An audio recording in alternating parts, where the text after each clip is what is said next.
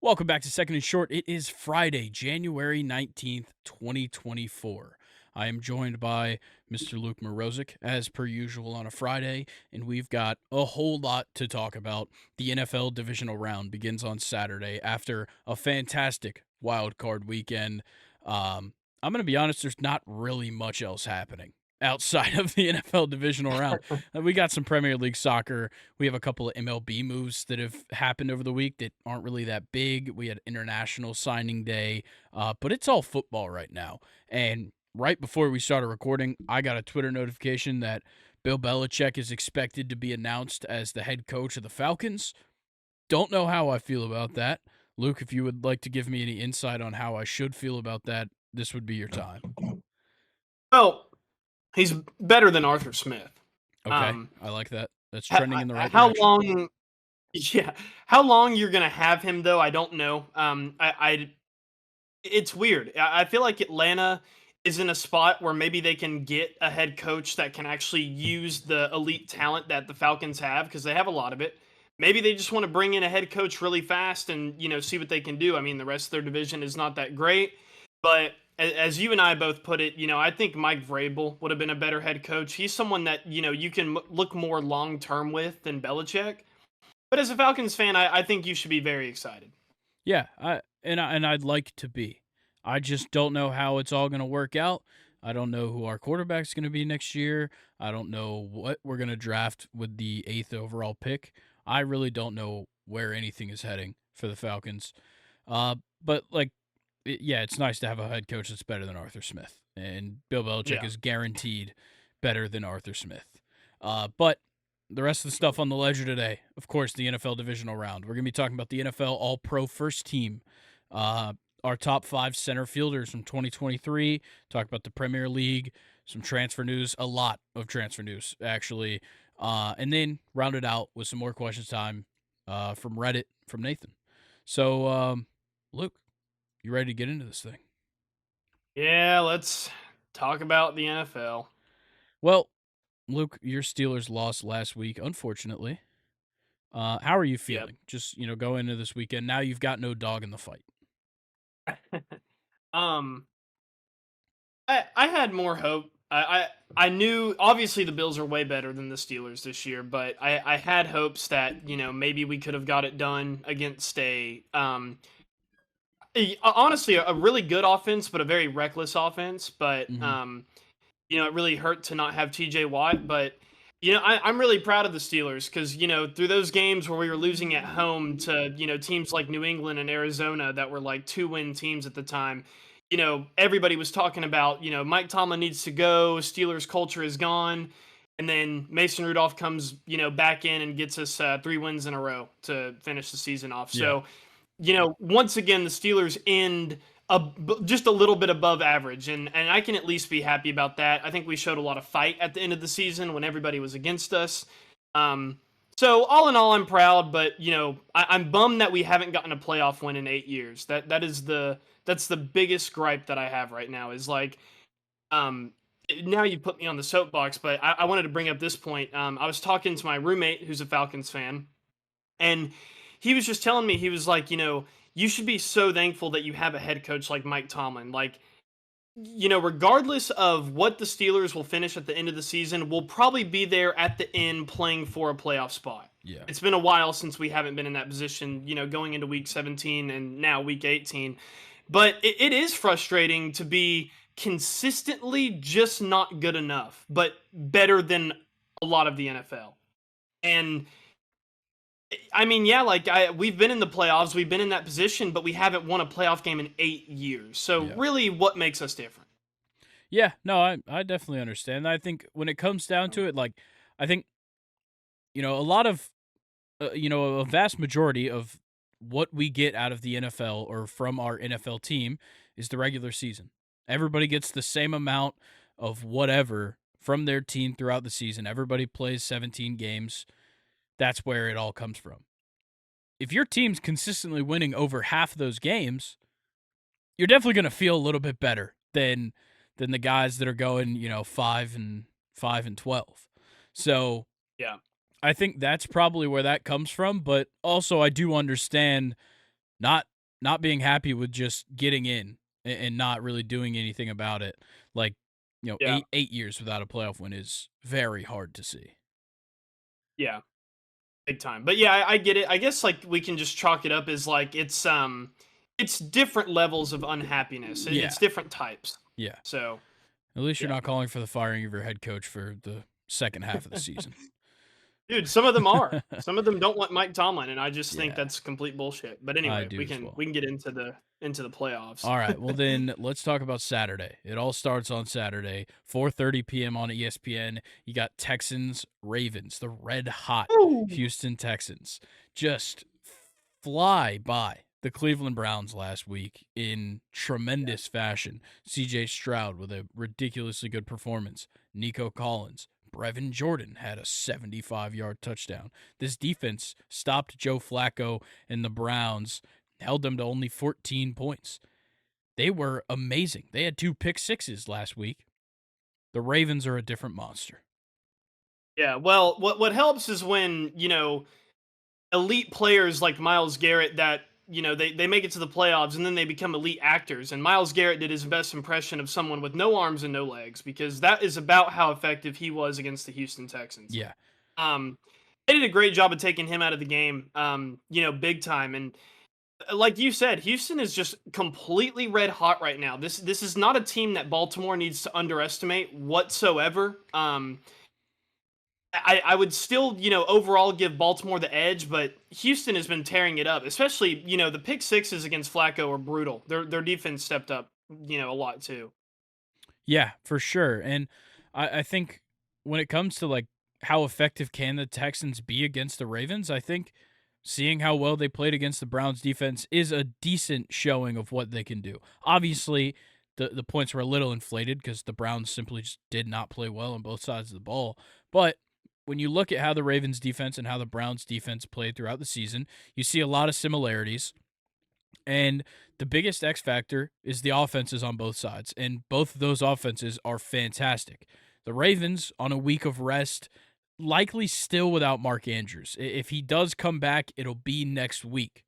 But the Ravens did waive Melvin Gordon and added Dalvin Cook to their active roster. So you have a running back with experience, a running back that is genuinely good. He just hasn't had many opportunities this season. And you add that to the Hmm. roster. And then you kind of just factor in that the Ravens are just the topic of conversation at the moment. They are the talk of the Yeah. town. We got reports coming out every day about something else about them. They reportedly eat 30 to 60 uncrustables every day. That equates to about 7,500 per season. That was a fantastic stat that came out this week. I You've like got that. they're hosting this game. They've got Jacoby Jones as the legend of the game there. They've got Cal Ripken Jr. as the honorary captain. Jimmy Eat World is going to perform at halftime. The the Nice. band I most known like for that. The Middle. Um, Are but they there is from Baltimore? I have no idea. I don't know a single Jimmy Eat World song other than The Middle. I don't either, but that song's fantastic. Let's look up Jimmy Eat the World. They were formed in Mesa, Arizona, the opposite side Mm. of the country. Yeah. They also have a song called Pain that I guess is very good. Shout out Jimmy Eat the World Yeah, shout out Jimmy Eat World. Very or interesting Eat choice World. for a halftime show. Um, Nonetheless, back to the football. Marlon Humphrey is trending towards inactive. He's likely going to be out. Mm. Like I said earlier, Mark Andrews is close to being available. Likely, if they advance, he'll play next week. Um, he's very much doubtful this week. Yeah, it's going to be a showdown. I mean, Yeah. I think this Texans team even supersedes the game it would have been if the Browns were going to play the Ravens. If it was an AFC Yeah. North divisional game. Well, actually, Joe Flacco would be playing against Baltimore. That I would be think Joe kind of Flacco was a kind of plant. awesome. I think he was a plant by the Ravens to get the Browns to the playoffs and then knock them out. He may have been, but yeah, I'm gonna go ahead and give a final score prediction though, because I'm ready. I'm Okay. feeling confident. Um, I mean, all in all, fuck Baltimore. Give me Houston 31, Baltimore 24. All right, man, that's a big upset because Yep. Houston, a 9-point underdog in this game. Yep. I I'm think trying to the predict it. defense is going to be a big factor here. Um, I'm gonna go a little bit lower scoring, and I'm gonna unfortunately stick with the Ravens here. Um, I'm gonna take Baltimore 24, Houston 21. A close game, but I think Baltimore pulls it out.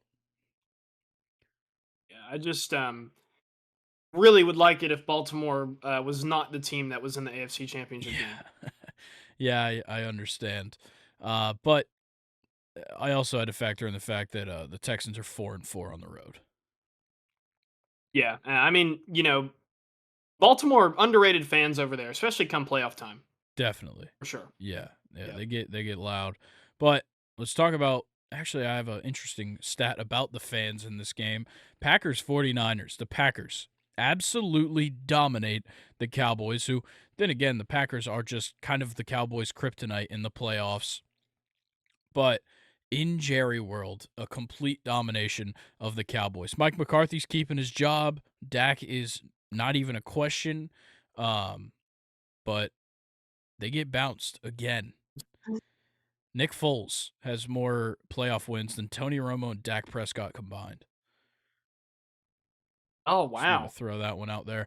But to the point of the fans at Damn. this game, Packers fans have a reputation of showing out in numbers at opposing stadiums. But from Vivid Seats stats, their info says that 49ers fans have purchased 97% of the seats at Levi Stadium. Oh no. That's wild. That's incredible. Yeah, it is genuinely crazy. And look, the 49ers are just a force. I will say, Yeah. 5-3 at home for a 12-5 first seed in the NFC team isn't that impressive. Yeah. And I feel like, It's and correct me if I'm wrong, I feel like 49ers don't have as big of a home field advantage as some of the other powerhouses in the NFL. Yeah, and that was another team.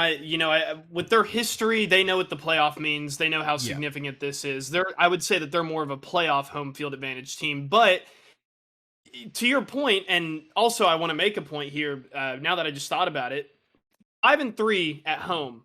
You're going up against the Packers team that just they were the first team to beat Dallas in Dallas this season, Yeah.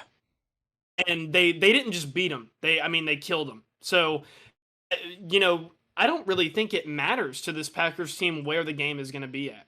They already have so much confidence right now off of that one win.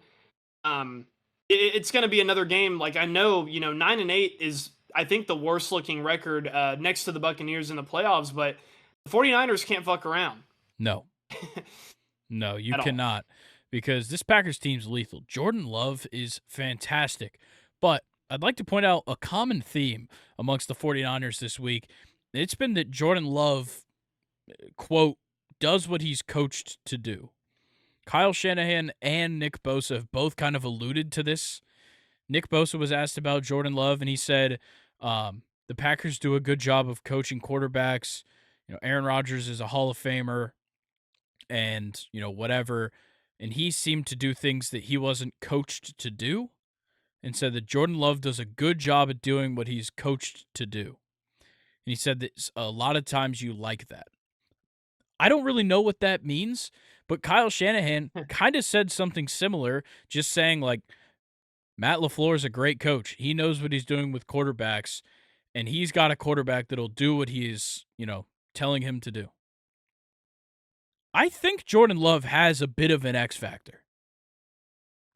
I was about to say, like, I don't know whether Aaron Rodgers should take offense to this Yeah, or Jordan Love should it take makes offense to no this. sense to I genuinely don't know what their angle is with this, but I saw two different press conferences and both of them make a very similar point, and it's like I don't know if they're trying to throw shade at Jordan Love or for some reason Nick Bosa's trying to throw shade at, Aaron Rodgers, but look, the reality of it all is that the 49ers are amazing. This team is undoubtedly the best. I think Yeah. obviously between them and the Ravens technically had a better regular season, but the 49ers, Brock Purdy, has been fantastic. I know he had the spell, a short spell, but a dry spell for sure. Christian McCaffrey is undoubtedly the best running back in the NFL, and you have some solid fucking wide receiver play. Brandon Ayuk is amazing and had a fantastic year. Um, Debo Samuel is amazing. He also had a great year, really turned it up in the second half. George Kittle doing his thing as per usual. You have guys like Kyle Juszczyk that can be a weapon offensively, but he's also a huge asset when it comes to blocking, and the same goes for Kittle. The offense is amazing, and I haven't even said anything about their defense, which is absolutely ridiculous. The defensive line featuring, I think, 4 Pro Bowlers, not this season in particular, but in their careers, I believe all 4 of the guys on their defensive line have made a Pro Bowl. And then you look at the linebackers, Dre Greenlaw and Fred Warner. Fred Warner, a first team All Pro player this season and multiple times in the past. Dre Greenlaw, one of the best linebackers in the league, standing right beside him. And then you've got a guy like Javarius Ward. You have guys like Talanoa Hufanga. This 49ers team, on paper, on film, everything is amazing, and they almost seem unbeatable. But that's exactly what people were saying about the Cowboys at home. Yeah. It's such a Yeah. weird dynamic. I do have to add this: the curse of Kirk Cousins. No team that's lost to Kirk Cousins in Uh, the regular season has won the Super Bowl in the same year. 49ers, they're on upset watch for the rest of the year or the rest of the playoffs. yeah. Yep. Also, Jair Alexander's questionable. Had to throw that in there. That's a big guy. You Yeah, need him in this game for sure. yeah, No, I mean you just covered it. The 49ers are, top to bottom, just they're ridiculous. Everybody's a dog on their team. They don't have anybody where you're looking at their name and you're like, I don't really know who that is. Everybody knows who everybody is on the 49ers. But to your point, the Packers are, I would say, the hottest team in the playoffs right now with the significance of what they were able to do against Dallas. yeah, Especially with it being, at home against a home like a at home undefeated team. I guess I'm fumbling on my words, but listen, this Packers team, they don't need to be, looked over in any way. They're going to show out big time. yeah, and And Jordan Love is really good at mitigating, mistakes too. He's not really a guy that throws a lot of picks or gets sacked often. I feel like he stays definitely. pretty clean. Yeah, he's very good at So extending a play. He's very good at just kind of, making something out of nothing. So many passes where somebody's coming up in his face, he just kind of throws it off the back foot so he doesn't have to lean into the hit. Like he just kind of plays damage control when he needs to, but simultaneously is dropping dimes down the field and throwing touchdowns. This game yeah, looks like it should be offensive. A 50.5 spread or over under, quite a high total in an NFL game, especially a playoff game. Obviously, they're showing that they trust both of these teams' offenses. They're not going to overvalue the 49ers' defense in this matchup. But I think this one's genuinely going to be a race to the finish. Obviously, the 49ers can get the stops that they need to win this game. The Packers obviously are a question mark just because of how high powered the 49ers offense is. Can the Packers make a couple of stops? Yes. Will they against such a great 49ers defense? And also, can the Packers get over this issue of never beating the 49ers in the playoffs? They literally, it's like we just talked about how the Packers are the Cowboys' kryptonite. The 49ers are the Packers' kryptonite. yeah, So big time. it's a really tough call to me. I hate to do this. I fall into the same trap with everything where I see that a team is just better, and I've watched them all year play so well that I simply can't pick against them. I'm doing it again. I'm going to take the 49ers, um, and I'm going to go 49ers 31, Green Bay 27. Listen, Taylor Swift is dating Travis Kelce on the Chiefs. I'm interested to see It's what all this set up. means. It's all set up for him to go to the Super Bowl. Give me the Packers 28-24. And what I mean by that is just get all the good teams out of the way so that way Patrick Mahomes can play the Panthers in the Super Bowl for all that really matters. Fair enough. That would have been Yeah, interesting if that's the where I'm Panthers going. made the Super But Bowl. no, truthfully though, I really do think the Packers have a shot here, so I'm actually going to go with another upset. I think both the Ravens and the 49ers are going to lose this weekend. Yeah, I would also like to point out that everybody has given Brock Purdy glowing reviews for the season that he had this year. 4,280 yards, 31 touchdowns, 11 interceptions. Jordan Love, 4,159 yards, 32 touchdowns, 11 interceptions. Just don't want people to forget about Jordan Love because he had one hell of a year. But let's go ahead and get into Sunday's games. We've got some good ones. 3 p.m. on NBC, Buccaneers Lions. This one is interesting. The Lions fans seem to have thought that they won the Super Bowl last week. Talking to a Lions fan at work yesterday, and he was like, honestly, this season was a win. And I'm like, dude, you're still alive. Like, you still have a chance. You're playing a kind of bad team that you stomped early in the season. But he saw it as a Yeah. win, and we've got stories coming out left and right here as well. David Montgomery was pumping gas this week, and a woman approached him in tears and thanked him for the playoff win. Wow. That's how it is in Detroit, man. These people love their football. I got to give it up to them, and so does this man. That's awesome. An older Lions fan that's actually in hospice right now dyed his hair blue like Amon-Ra St. Brown for the playoff run. Amazing. Yeah, it's genuinely fantastic. But you got to also talk about how the Buccaneers will struggle. This one reporter got it a little wrong about what they were going to struggle with when he asked Todd Bowles if the Bucs were prepared to play in the frigid Detroit weather. To which Oh Bowles man. obviously responded, "You do know we play indoors, right?" Um, but I Yeah. will say there is something to worry about with the situation they're being put into because Ford Field last week topped out at 133.6 decibels for the 24-23 playoff thriller on Sunday night against the Rams. And according to the team Damn. that broke the old stadium record of 127.6, and also 133.6 is equivalent to the sound of a jet engine. That is Yeah. ridiculous. These Lions Yeah. fans Which are insane. Yeah, and that decibel mark was reached when they were yelling at Matthew Stafford's children. Probably. Did you hear about that story too? Yeah. About how Stafford's wife said that they were booing her kids, and it probably wasn't true. It probably wasn't. Yeah, I don't want to that was be crazy. a dick, but it does seem like Matthew Stafford's wife likes to fight a lot of fights for him.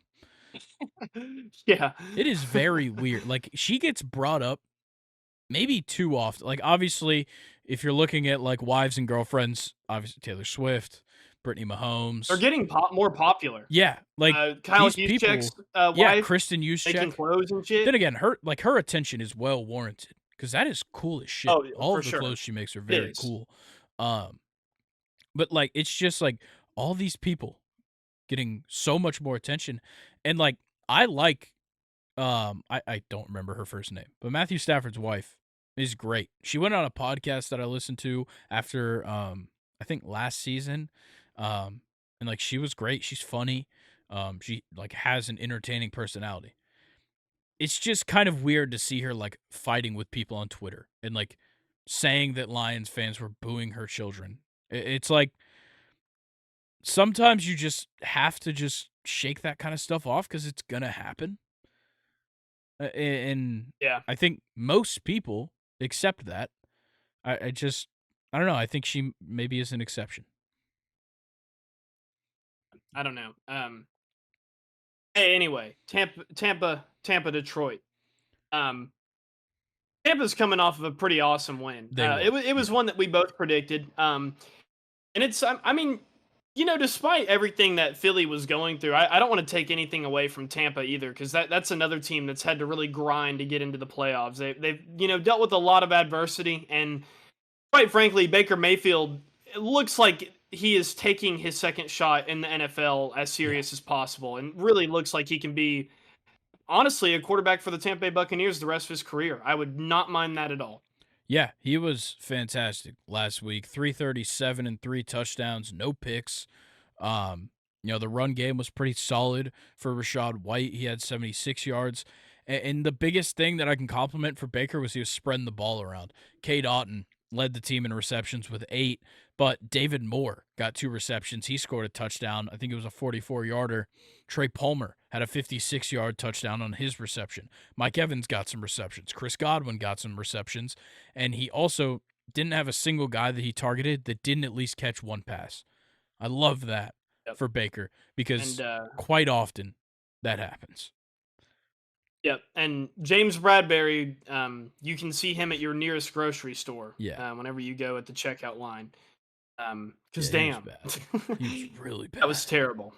Yeah, and then Really, really, really of bad. course, the Eagles didn't have A.J. Brown, but the Buccaneers defense certainly looked good, only giving up 9 points. Yeah. Yeah, big time. And how about Cade Otton having probably his career game in the playoffs against the Yeah. Philadelphia Eagles? That's awesome.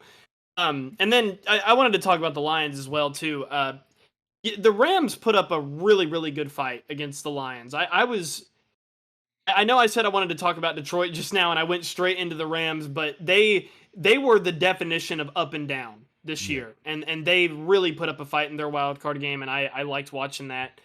But it's even more fun to see the Lions keep winning though. It Now that is. the Steelers are out, I'm pulling for Detroit. I'm all behind the Lions right now. Yeah. But yeah, they look absolutely fantastic though. There really isn't an offensive aspect that I think they lack in when they're at their best. They probably could have had a better ground game against the Rams, but with Aaron Donald in there and the rest of their good D linemen, it's going to be tough. So Yeah. probably going to have it a little bit easier against Tampa Bay. I know Vita Vea's in there, but I think it'll be a little bit easier against Tampa.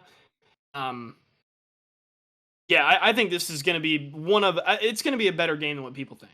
I think so as well. And one factor that I think we certainly need to think about is the matchup of these two QBs. Jared Goff was like the model of, efficiency last week. 22 for 27. I don't think he had an incompletion in the first half. Like, I think he started off like 16 for 16, something ridiculous. 14 for 16, maybe. And 277, 1 touchdown. You got sacked 3 times, but not really that bad. You get a rushing touchdown from both the running backs. You have a 100-yard game for Amon-Ra St. Brown. You had 80 yards for Josh Reynolds in this game, and it got you 24 points. It got you the win. I still would have liked to see maybe a more explosive game out of a couple of these guys. Like, you didn't have David Montgomery or Jahmyr Gibbs break off for a big run. Both of them, their longest runs were 11 yards. That is so out of the ordinary for those two. And yeah, obviously, like we said, yeah, the Rams do have a great running defense. But I still would like to see more from the Lions. I know it's a big win. Obviously, emotions were certainly in play, considering it was Stafford's return. But now it's just a matter of you've got the Buccaneers coming to town. I don't care what or who has connections between the two places. The Lions got to be out for blood this week. It can't be any kind of welcome back to Detroit. You need to ship their ass back home if you really want to show something to us. yeah. And on top of that, I wanted to talk on the fact that Puka Nakua went off this game. Really, Stafford just went off this game. Baker Mayfield, I would say, where Baker Mayfield is now compared to where Stafford is now, getting a little bit up there in age, still able to have good games. They're very similar quarterbacks as far as the stats that they can put up. Yeah. And I would even argue that probably Baker has better weapons. He has a better tight end, in my opinion. He has two, wide receivers that I would say are better than Cooper Cup this year. Maybe not Puka. Puka's different. I would go Puka's ahead had and some say games. Puka would be the best receiver of the two teams. Yeah, but I think overall, Yeah. Tampa has better options to pass to. Um, yeah, no, this one it's going to be a good game, but Detroit really has to watch out for this Tampa offense because they can get going too, big Yeah. time. And all right, this is the time that I break my streak. I know I know Detroit's favored by 6.5. I'm gonna take Tampa in a pretty close one. Um, Wow. and go Tampa 24, Detroit 23. I think the Bucks can get some big stops So in the red zone. This defense is very much capable of it, and I think you're going to see the Lions settling for some field goals that really hurt them down the stretch. yeah, I'm I'm gonna take Detroit 27-20. I love that we don't agree about a single one of these games. I know. That is awesome. But Yeah. our final game on the schedule, a little bit earlier start than your typical Sunday night football. You got 6:30 p.m. on CBS for the Chiefs and the Bills. A matchup that is always must watch, no matter the consequences, the circumstances. Sorry, the consequences would be brutal. But Patrick Oh Mahomes man. versus Josh Allen, just everything associated with this game is must watch football, and it's certainly going to be must watch. It's our closest spread of the entire round at 3. That's 3.5 less point spread than the Lions Buccaneers matchup, and the Bills are the 3-point favorite. It's got the second lowest over under at 43.5. So they're factoring 43.5 is like where it should be. They're factoring in the defense is making stops. They're factoring in the offense is scoring points. I think this matchup might end up being the best of the bunch. At least when it comes to a close, hard fought game that really goes down the wire. I think this one has the best chance to. Yeah, or it may not because I Yeah, want it to give also my could not. flowers to the yeah, I want to give my flowers to the Chiefs defense because man, they looked really good against Miami. I think you got to And I factor mean in the it could have weather. been other factors. That's what I was gonna say. I was gonna factor in the cold as well, but Yeah, I mean they only ran the ball 18 times and gave Raheem Mostert 8 carries. Devon Achane was ineffective literally the yeah, whole game. Tua, I might start pumping the brakes on Tua agreed. Tagovailoa, just as a quarterback in general. I still think he can be really good, just maybe not as good as I thought he was. And you shut down Tyreek Hill against his old team as well. Probably one of the worst games Tyreek Hill has had this season, which is crazy because he still had 5 receptions, over 50 yards and a touchdown. It's not bad at all. But when that's your best receiver, you probably didn't score a lot. And I don't know. I keep coming back to this idea of Buffalo's offense being so reckless. If they look reckless against the Chiefs, it could get ugly. But we've seen how this game goes in the past. So I'm actually going to go ahead and already give a score prediction. 42-38, Whoa, Kansas City. whoa. That is Yeah. a lot of points. It's a shit ton of points. But I more kind of hoping it ends up that way. Okay. That would be interesting. Well, I got a little bit of, breakdown to give before I give my final score. So, first of all, the Chiefs All right. offense still isn't great. Obviously the conditions were a factor last week, but it wasn't great. You had essentially two key contributors. Rashi Rice and Isaiah Pacheco. And that's it. That was their offense last week. Patrick Mahomes didn't have an outstanding game. 23 for 41 is simply not good enough for him, and 6.4 yards per attempt is also not good enough for him. Isaiah Pacheco, great game. High volume, but a great game. 24 carries, 89 yards, and a touchdown. Rashi Rice, one hell of a performance. 8 receptions and a touchdown for 130 yards. But, Kelsey was certainly good. I'm not going to take that away from him, but it's not a Travis Kelsey playoff performance that we're used to. And then you literally got nothing out of anybody else. You got 20 yards out of Noah Gray. You got 20 yards out of Justin Watson, and nobody else broke double digits. Like, even the Miami receiving corps seemed to play better outside of Rashee Rice, and Tua didn't even break 200 passing yards. But obviously, the Chiefs' defense is huge. It is genuinely great. L'Jarius Sneed has played some of the best coverage that I've seen out of any corner this season. Probably the best corner in coverage this season. But he just has simply locked down number one wide receivers throughout the league all season. He also has his Even struggles. Harry Kill tweeted about him too. Yeah, Said that he locked him up. yeah.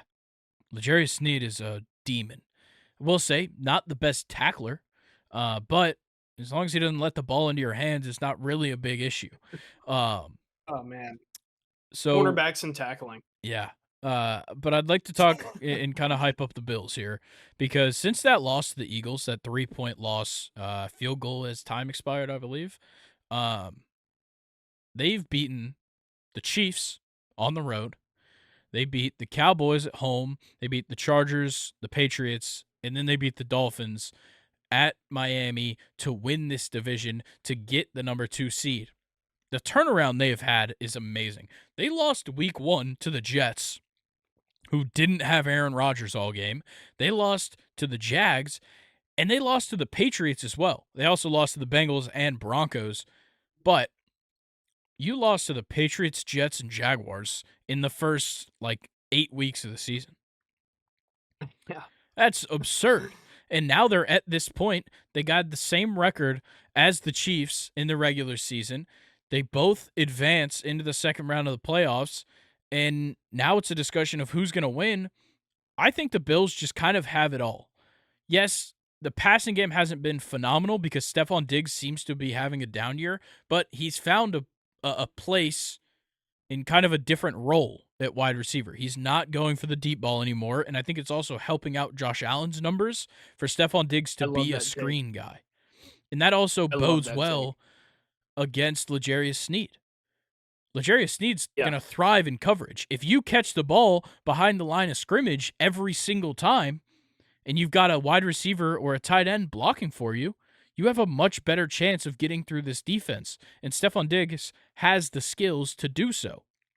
I think he's going to be a big part of this team. And obviously, James Cook is phenomenal. This guy has genuinely turned a 360 since what we saw out of him in his first season in the NFL. He was just kind of, didn't get the usage he deserved, kind of leading up to this season, but we knew he was going to be number one this year, and he's proved it. He had over 1,000 rushing yards and 2 touchdowns. Rushing is very bad, but it's the receiving game that he gets his touchdowns in, and it's a game changer for them every week. Yeah, so that was me joking about giving a score prediction because I did want to break down Buffalo and Steelers. I wanted to talk about my team in Buffalo here. The score line really doesn't reflect how close the Steelers actually kept this Agreed. game. I want to give Buffalo all their flowers, especially Josh Allen. He hit, I don't even remember who it was, but he hit one of our players with some half fake slide, half yabba dabba do, hezzy, and just ran around him for a touchdown. Hot take, I would argue Josh Allen is a more effective quarterback when he runs than Lamar Jackson because I have never, ever seen a quarterback like Josh Allen put his head down and genuinely be a threat to run the first guy he sees over. The problem is he's effective now, but wait until he gets fucking hurt. Because Lamar has kind of mitigated that.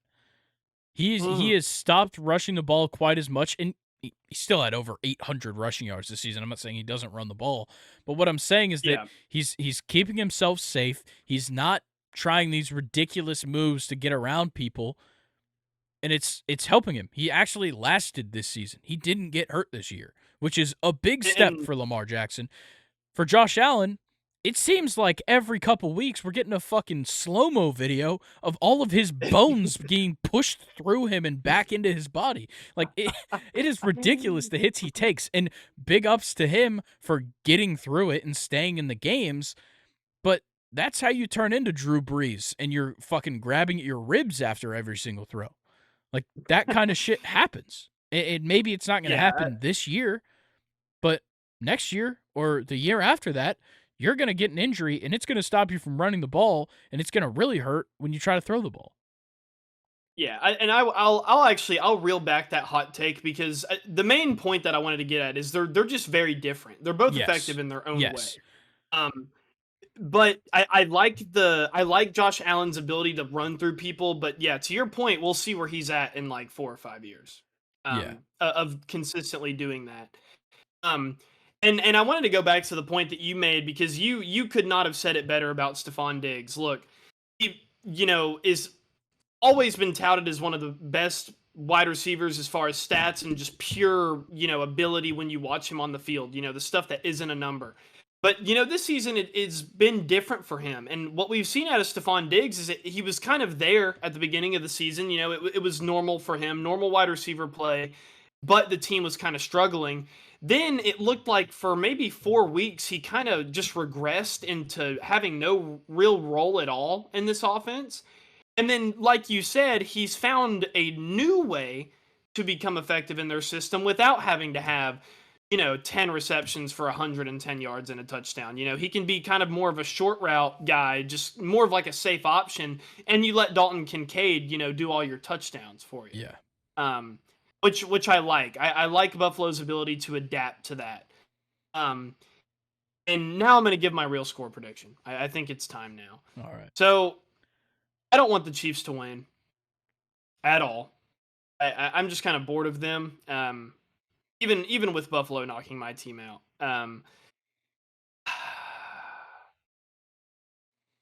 42-38 Buffalo. Okay. So he pulled a switch on us, and he just simply wanted to talk more, and then give the same exact prediction. I'll go ahead and give Yeah, my first prediction and only prediction. I'm going to take the Buffalo Bills, and I'm going to go 31-28. I like that. I kind of looking at the Chiefs right now. You know who's really just very underrated? Rushy Rice. I was gonna say Karlaftis.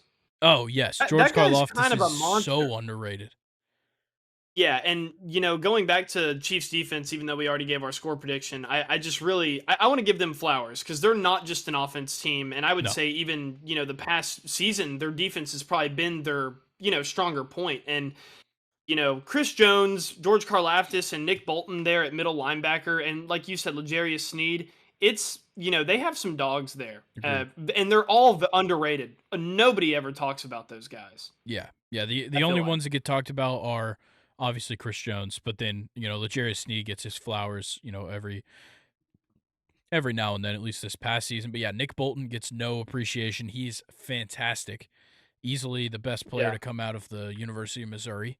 Um, and then, yeah, yeah. George Karlaftis It's is not Drew Lock. phenomenal. It's not Drew Lock, and it's not, who's the other one? Brady Cook, I think, or Chase Daniel. Yeah, Chase Daniel, I think, went to Missouri. Okay. Sorry, Nice. that was the No, next that was guy I fine. could think of. But that is all for the NFL divisional round. I am very much looking forward to it. But let's go through and talk about the NFL AP All Pro first team. This one, there's some controversy in a couple of different positions, it appears. Some people not too happy with some of the starters. So we'll go through and just kind of give our opinions in each position. So your first team All Pro quarterback, Lamar Jackson. I'm cool with it. I think that one makes sense to me. Um, Yep, and then Christian McCaffrey at running back. Nobody else could be of up there. course. Nobody. Fullback, Kyle Juszczyk. Nobody else could be there. Tight end, is where it gets a little interesting to me. George Kittle. Now, I understand they're going to factor in more than just the receiving yards. I would argue Sam Laporta. I would argue Trey Hawkinson. McBride, even. Yeah. He was fantastic. Um, Hawkinson, like you said, was great. I think there was better players. I think the problem is they're factoring in blocking as well. And that's where Yeah. George Kittle beats out everyone. Yeah. Which So is I can understand crazy. it, but I do think that one is actually up for discussion. And also at fullback, Yeah. just to shout him out, Alec Ingold of the Dolphins was fantastic this year at fullback. Okay. And Fullback then shout your out. 3 wide receivers, Tyreek Hill, CeeDee Lamb, and Amon-Ra St. Brown. Now, Amon-Ra St. Brown is the wide receiver 3 on the AP All-Pro first team. But he didn't make the Pro Bowl. Now, how does that make any sense? He didn't get voted, man. That is insane because I 100% agree with this. Tyreek Hill and CeeDee Lamb are the top 2, and then Amon-Ra St. Brown, in my mind, was the 3rd best wide receiver this season. Yeah. Definitely.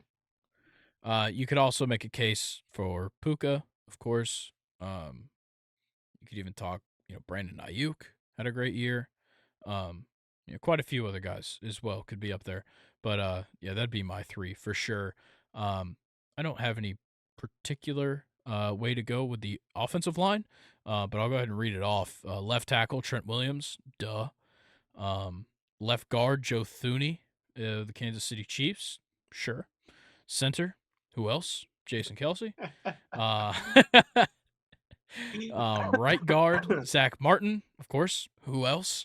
And then your right tackle Penei Sewell of the Detroit Lions, who was absolutely fantastic this year. I Honestly, I know I nothing think about left guards. Personally, I don't. I couldn't even name one at the moment. yeah. I think you could have found a better left guard and right tackle. I don't know. I haven't looked at the I think Penei stats of Sewell was everybody. very good. I think I'm gonna be actually no. No, never mind. I was about to try and make a case for Caleb McGarry, but that's just not going to happen. Yeah. I don't know. I mean, it's a good list though. These are Yeah, all very good I players, think Chris especially left Lindstrom. tackle center. I think Chris Lindstrom should get some appreciation. He is a Pro Bowler, but he was very good this season. Right Yeah. guard. The Steelers should get the opposite of appreciation for their offensive line. Yeah, it was a brutal one for the Steelers. But Yeah. let's flip over to the defense. Your edge rushers, Myles Garrett and T.J. Watt. How Yeah. I I mean, think that's the way to go, other than the fact that Myles Garrett sucked the last 7 games of the season. yeah. I mean, there was. I feel like there was one more guy. It wasn't Hutchinson. It wasn't Crosby. There was one other guy that had a lot of sacks as an edge rusher. I thought, or just another guy that was good. I'm gonna see if I can find it. Yeah, My phone. pull up the sacks leaders. Hmm. Trey Hendrickson had 17 and a half sacks this season. Max Okay. Crosby Yeah, had that's 14 and a half. I think you could make a case for both of them. Same for Montez Sweat, yeah. Jonathan Grenard. I think all of them have a great case. Obviously, TJ is for sure, but I think Myles Garrett is questionable. Yeah. But I mean, his end of the season stats, regardless of even how he played at the, end of the season, like what he finished with was ridiculous. Yeah, for sure. 14 sacks, 4 forced fumbles. He even had 3 interceptions. Or no, sorry, 3 Yeah. passes defended, not interceptions. Um, that would have been ridiculous if he had 3 interceptions. Imagine. Yeah. um, yeah, I don't know. I think personally I would have gone Trey Hendrickson over Myles Garrett. But I don't know. Yeah. I'm not That's I don't fair. write for the Associated Press. Your Another guy in the AFC North too. your interior linemen, Aaron Donald and Chris Jones. I don't Yeah. I don't know. I guess it's hard to pick against the two Yeah. best. Like, Yeah. what is there to say about those two? Like, nobody else is ever better. I think Justin Madubuike from Baltimore certainly has a claim for it. I Maybe think Quincy Williams. I don't know how good he's been this year. Quentin Or not. Williams. Yeah, Yeah, Quentin Quincy's a Williams. linebacker. Quincy's a Yeah, linebacker. Quentin. I think Zach Seiler was very good this season. Yeah, from the Dolphins, he had a good year. Um, Ed Oliver had a good year. And I Yeah. think sometimes, and I think people just take the easy route of just saying Aaron Donald is always one of the best defensive tackles. I understand that he is amazing and he gets double teamed at all times. But like there's been plenty of times where like somebody plays better than him and they simply don't get the attention that he gets. Yeah. Often. And I don't know, I think that's kind of unfair cuz like I said, Zach Seiler and Justin Madubuike got no attention this season and Justin Madubuike was 10th or in the top 10 in sacks. Aaron Donald Yeah. only had 8 sacks this season. Yeah. He Which I didn't even mean, have the most regardless. sacks on their team. Kobe Yeah. Turner, It's the guy next to him, had more. damn. I just I don't know. I think it's a little questionable to be giving Aaron Donald that much love when there's that many other great players at his position. Yeah. Definitely. Once again, I don't write for the Associated Press. But your linebackers, Fred Warner, as he does, as the 49ers in general do. I got a stat here. The 49ers have 25% of the first team All-Pro linebacker selection since 2007. Wow. Yeah. You got Fred Warner is now a Dang. Patrick 3-time. Willis. Yep. Patrick Willis 5 times. Navarro Bowman 4 times and Alden Smith 1 time. Oh my God, Navarro Bode. I haven't heard that name in so long. Yeah, Navarro Bowman Damn. was a dog. That took me back. And then Yeah. the other guy, what didn't the other guy get in trouble? Like, didn't he do something really bad? Like, Alden ruined his whole Smith? career? Yeah, I think Maybe. he's got legal trouble or something. Could be the case. No, I don't think this is the same guy. Because Alden Smith, I think he does just like some normal ass stuff. He Oh, did never mind. Yeah, go no, to he went jail to for jail. rear-ending somebody. Yeah, it was a Yeah. DUI as well. It's not Eh. that bad. I'm kidding. That's very bad. Hope everybody Yeah, knows don't that. drink and drive. Correct. Yep. But your next If you want to be in, linebacker. well, I'm not gonna Nope. say that. I'm not gonna Nope. say that. Yeah, don't drink and drive. Your next linebacker is Roquan Smith of the Baltimore Ravens. Once again, this just seems right. Roquan Yeah, was so good. is he still the highest paid linebacker in the league? I don't know. Probably. Well, I mean, he wouldn't. I'm sure when Fred Warner, gets his contract, he'll make Yeah. more than Roquan. But yeah, no, Roquan deserves it. Definitely one of my favorite players on a rival team. Yeah, he's annoying to be in the division with us. He Definitely. is a bad motherfucker. Yeah. Coverage, blitzing, just run stopping in general. He can do it all. Yeah, and then our third linebacker, a guy you accidentally said for a different position, but Quincy Williams of the New York Jets made it. He had one hell of a year. I've really liked to see. I've liked to watch. That's the word I need. Watch how his career has grown. Yeah. Yeah, he's blossoming big time. Yeah, so I think something that, at least what I've noticed, the first team, the All-Pro first team, often gets wrong is linebackers that do a lot of edge rushing. They almost never make it because if you look at the top guys, they consider TJ Watt a defensive end. And so they put him there, but his position is technically outside linebacker. Yeah. The same goes for Jacksonville's Josh Allen. Khalil Mack is the same way. Danielle Hunter, Micah Parsons, Kayvon Thibodeau, Hassan Reddick, Bradley Chubb, all those guys were phenomenal this season, and none of them to be found. Like Josh Allen for Yeah. Jacksonville had 17 and a half sacks this season. Khalil Mack not only was fantastic pass rushing, he had 17 sacks, he had 10 pass deflections. Like Damn. Khalil Mack drops back in coverage, and I don't think people notice that. And he Nah, got that's no recognition this season. well. Didn't he also have a game where he had like 4 or 5 sacks Yeah, too 4 sacks. in one game? Yeah. Yeah, I no, I've yeah, I think it's kinda crazy. 2023, Khalil Mack he's been crazy because Yeah. like I honestly thought he was on the decline I for a did too. while, but this season I mean, back to normal. Yeah, he's been Basically, that's fantastic. awesome. But let's get into the secondary. The corners. Deron Bland and Sauce Gardner. No L'Jarius Sneed. Yeah, Crazy. No yeah. L'Jarius Sneed is actually criminal. I understand Deron Bland. You lead in interceptions. You set a record for pick sixes in one season. Sauce Gardner got cooked on multiple occasions this season. Yeah. He certainly took a little bit of a step back from his rookie season, and considering how goddamn good L'Jarius Sneed was this season, it is criminal to leave him off. Yeah, Jesse Bates is second and short.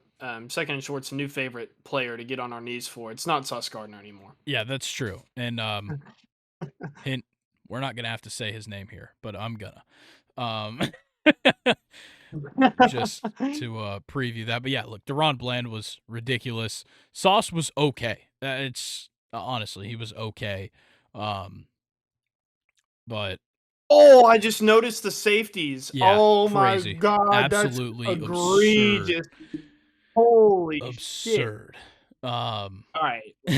Slot cornerback, Trick Hold on. McDuffie. Hold on. I've heard stuff about him. I would Okay. like to talk about some of the corners that could have made it. Oh, that's right. Just in regular Yeah. coverage. So, Rasul Douglas, great year.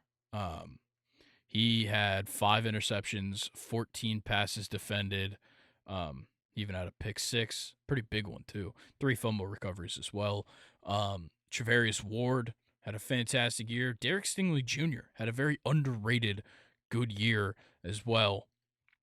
Those are kind of the notable guys that I feel got left off at corner. I would add Jalen Johnson Agreed. from the Yeah, Bears. he was great. He really stepped it up this year too. Yeah, according to PPF, Sauce Gardner's still the best corner in the league, and Jalen Yeah. Johnson was number 2 actually. Interesting. I don't trust Yeah. PPF. Yeah, I'll go ahead and talk about it. So JJ Watt absolutely shit on PPF today. Not only on the Pat McAfee show, but on Twitter as well. Because CJ Stroud, I think he had a 77.2 PFF grade. Oh my god. Yeah, which is insane because JJ Watt is out here just absolutely slamming it. Meanwhile, Bobby Slowick, who is the offensive coordinator for the Texans, literally worked at PFF and helped them create the scoring of a quarterback for PFF. Oh damn. Yeah, it's pretty funny. But I definitely agree with JJ Watt. He said, like, if you look at what PFF grades a guy and what a coach grades a guy, or like a scout, like a guy that has perennially brought in first round picks to a team, they are huge discrepancies. Yeah. And I remember you and I talked about this very early on in Second and Short's Yeah. life, but PPF is one of the most PFF. in-depth, like PFF. I did that before. Yep. PFF is one of the most in-depth, like, statistical databases that the Yes. NFL has, and it's really like the only one. It is unbelievably hard. Like, you guys don't understand. When Grayson and I, make notes and try to find stats, there are just some stats that you would think would be right there in front of you, but they're just not for Yeah. some reason with football. And I feel like PFF just gets relied on too hard by everybody because it's really they're the only one of their kind. They're the only people that do what Yeah, they do. because like NFL Next And Gen Stats it's is annoying. great, but there's not enough that's readily available. Like the stuff that's public is Exactly. primarily game by game, and it's not as easy to access as just looking at PFF. Also, PFF ridiculous paywall. Considering almost Yes. every other sport, you can see whatever advanced stats you'd like straight through, reference, sports reference, whatever sport it is. You have things for baseball, like Baseball Savant, that literally has every single stat you could ever fucking imagine. You have Fangraphs, you have Baseball Reference, like the NBA. There are multiple stats that you can find through multiple different stat websites for basketball. But for some reason, football literally has two, and it's one that's run by the NFL and one that is PFF that works alongside the NFL. Yeah. So I'll get off my soapbox about PFF. And we'll go to the slot corner. Trent McDuffie, like you said earlier. It's a great pick. I like it. Yeah, Trent McDuffie Yeah. was great this I'm season. a fan. Yeah. I Maybe can't Mike Hilton. maybe. He wasn't fantastic. Definitely not as good as he was last year. I will say that, but he did have a good year. Trying to think. It's so hard to figure out who's the slot corner and who's not. I don't really pay Yeah, attention to that. players move around. Yeah. It's um, uh, so I'm just gonna go ahead and agree. I'm gonna just yeah. agree with Trent McDuffie. I know he had a good year. Let's talk about the safeties. All right. I love the AFC one. Agreed. Kyle No Hamilton, problem with that. amazing. Antoine Winfield, okay, sure. He was good. Was he better than Jesse Bates? No. He just simply wasn't.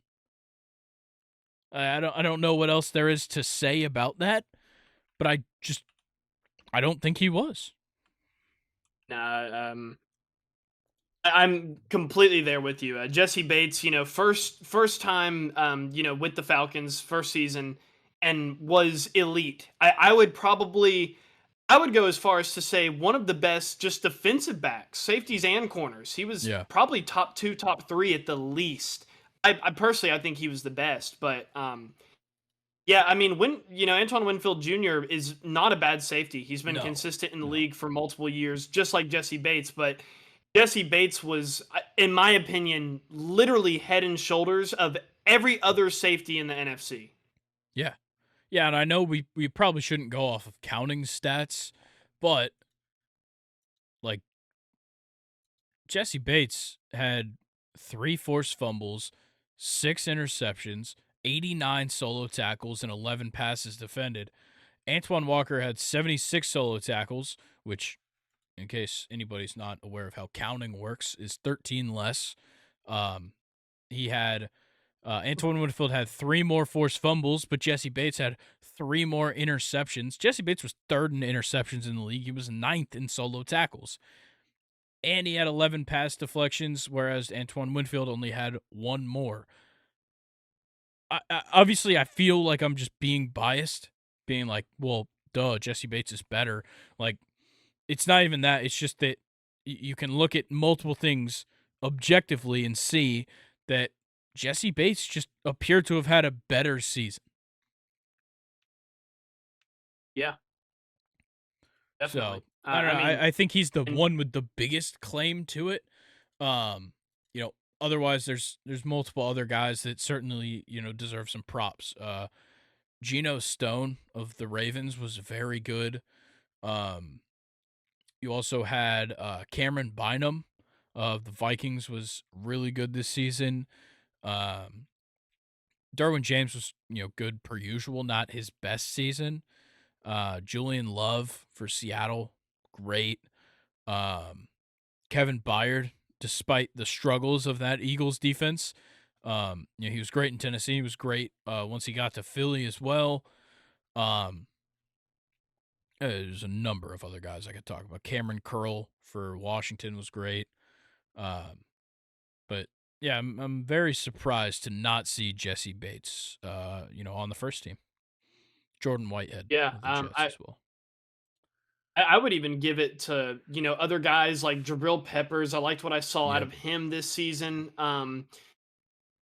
I would say Minka, but Minka had a little bit of an off year that also is filled with injuries as well. I Yeah. mean, Minka's still good for us, but on a league level, maybe not him this season. Javon Holland on the Dolphins was really, really impressive this year True. too.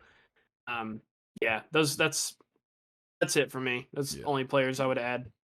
And if it was based on who hits the hardest, Kareem Jackson should make it. Um, Monte Casey. yeah. Just ask Michael Pittman. Yeah. Yeah. Kareem Jackson has plenty of victims that you could ask. But on special teams, your place kicker, Brandon Aubrey, who I'm pretty sure as a rookie didn't miss a field goal. That's amazing. And then Oh yeah, your punter, AJ Cole of the Raiders, he certainly got his opportunity a lot. He got his number called quite a few times. definitely. And he was very good. I'll give him that. And then kick returner Keyshawn Nixon, who is a dog on kick return for the Green Bay Packers. Your punt returner Rashid Shaheed, once again dog. I like that. Just special teamer in general. Miles Killebrew of the Pittsburgh Steelers. Shout out. And then long Yeah, he's snapper solid. Ross Matisik. Don't know how to say that. He plays for the Jags. And I don't want to go through the second team, so we're not. But Dak's the quarterback. Dak Prescott. Yeah. Kyron Williams too. Yeah, Kyron was That's insane. He played 12 games. It was third in rushing yards. damn. Yeah, he was insane all year. Also, Jesse Bates did make the second team. But like I said, we're not talking about the second team. So we'll talk about something that, honestly, I'm going to be. This was a very hard list to put together. And that would be our top 5 center fielders in 2023. I'm going to go and say it. I think both of us are going to have very different lists. Maybe I don't not think we like are. at the top. Like the top 3 might be the same guys in a different order, but it's going to be interesting. I'll just Yeah. leave it at that. Do you have a rookie at number 5? I do. Okay, so we probably have the same guy there. We might. And I'll go ahead and start. My guy is James Outman. Yeah. Is that who you had? Nice. Yeah. He was real close to not guy making that it. I will say that. same. Just for me it was like the batting average that I got hung up on, but I remember something that a little birdie told me probably like a year ago, and that birdie was you, Grayson, Yeah. and batting average really doesn't even matter. Nope. Unless you're Giancarlo Stanton, then everybody talks about his batting average Well, to make because he him doesn't look get on bad. base But you know, either. that's just he's just really just stands there. Anyway, James Outman still 23 home runs, 70 RBI, 437 slugging, OPS almost to 800, which I thought was really good. On base percentage that was higher than a couple guys that made my list, like higher than Julio Rodriguez. Yeah. Well, I guess I just told you someone else that was on my list, but He's on I mine thought that too, was it's fine. of note. But what really got me with James Outman, and this is why I picked him at number 5, is that 4.0 F-WAR defender. He was absolutely amazing, and the fact that he was a rookie kind of boosted him in my books too. I just thought he had a phenomenal season, and I really didn't hear about him until I made this list. So, Yeah, he started off real hot. solid. Like he was hitting a home run every single week. It seemed like at least a couple of them every week for the Dodgers. The home runs really slowed down, but he still ended the season with 23.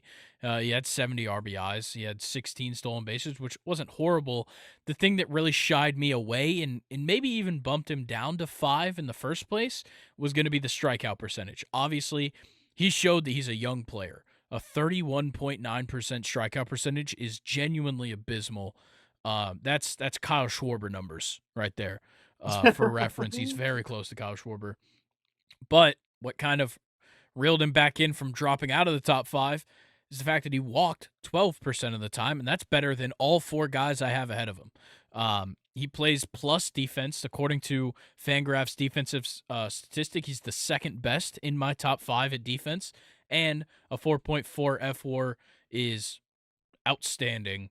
Um, he was also a 5.7 base runner, based on Fangraphs base running runs above average. So he was fantastic this season, and a 118 WRC plus for a rookie is amazing once again. So yeah, I had to put James Outman here. Arguably, he probably could have been number 4, but I really liked what I saw out of the guy that I have at number 4. Okay, so I think I'm betting this now we have the same exact list. So I'm gonna go into my number 4 because mine was really close too between James Outman and Brandon Nimmo, who made my number 4 spot of the New York Mets. And Grayson's already shaking his head. I'm not But putting a Met on this well, here fucking list. Who do you think I am?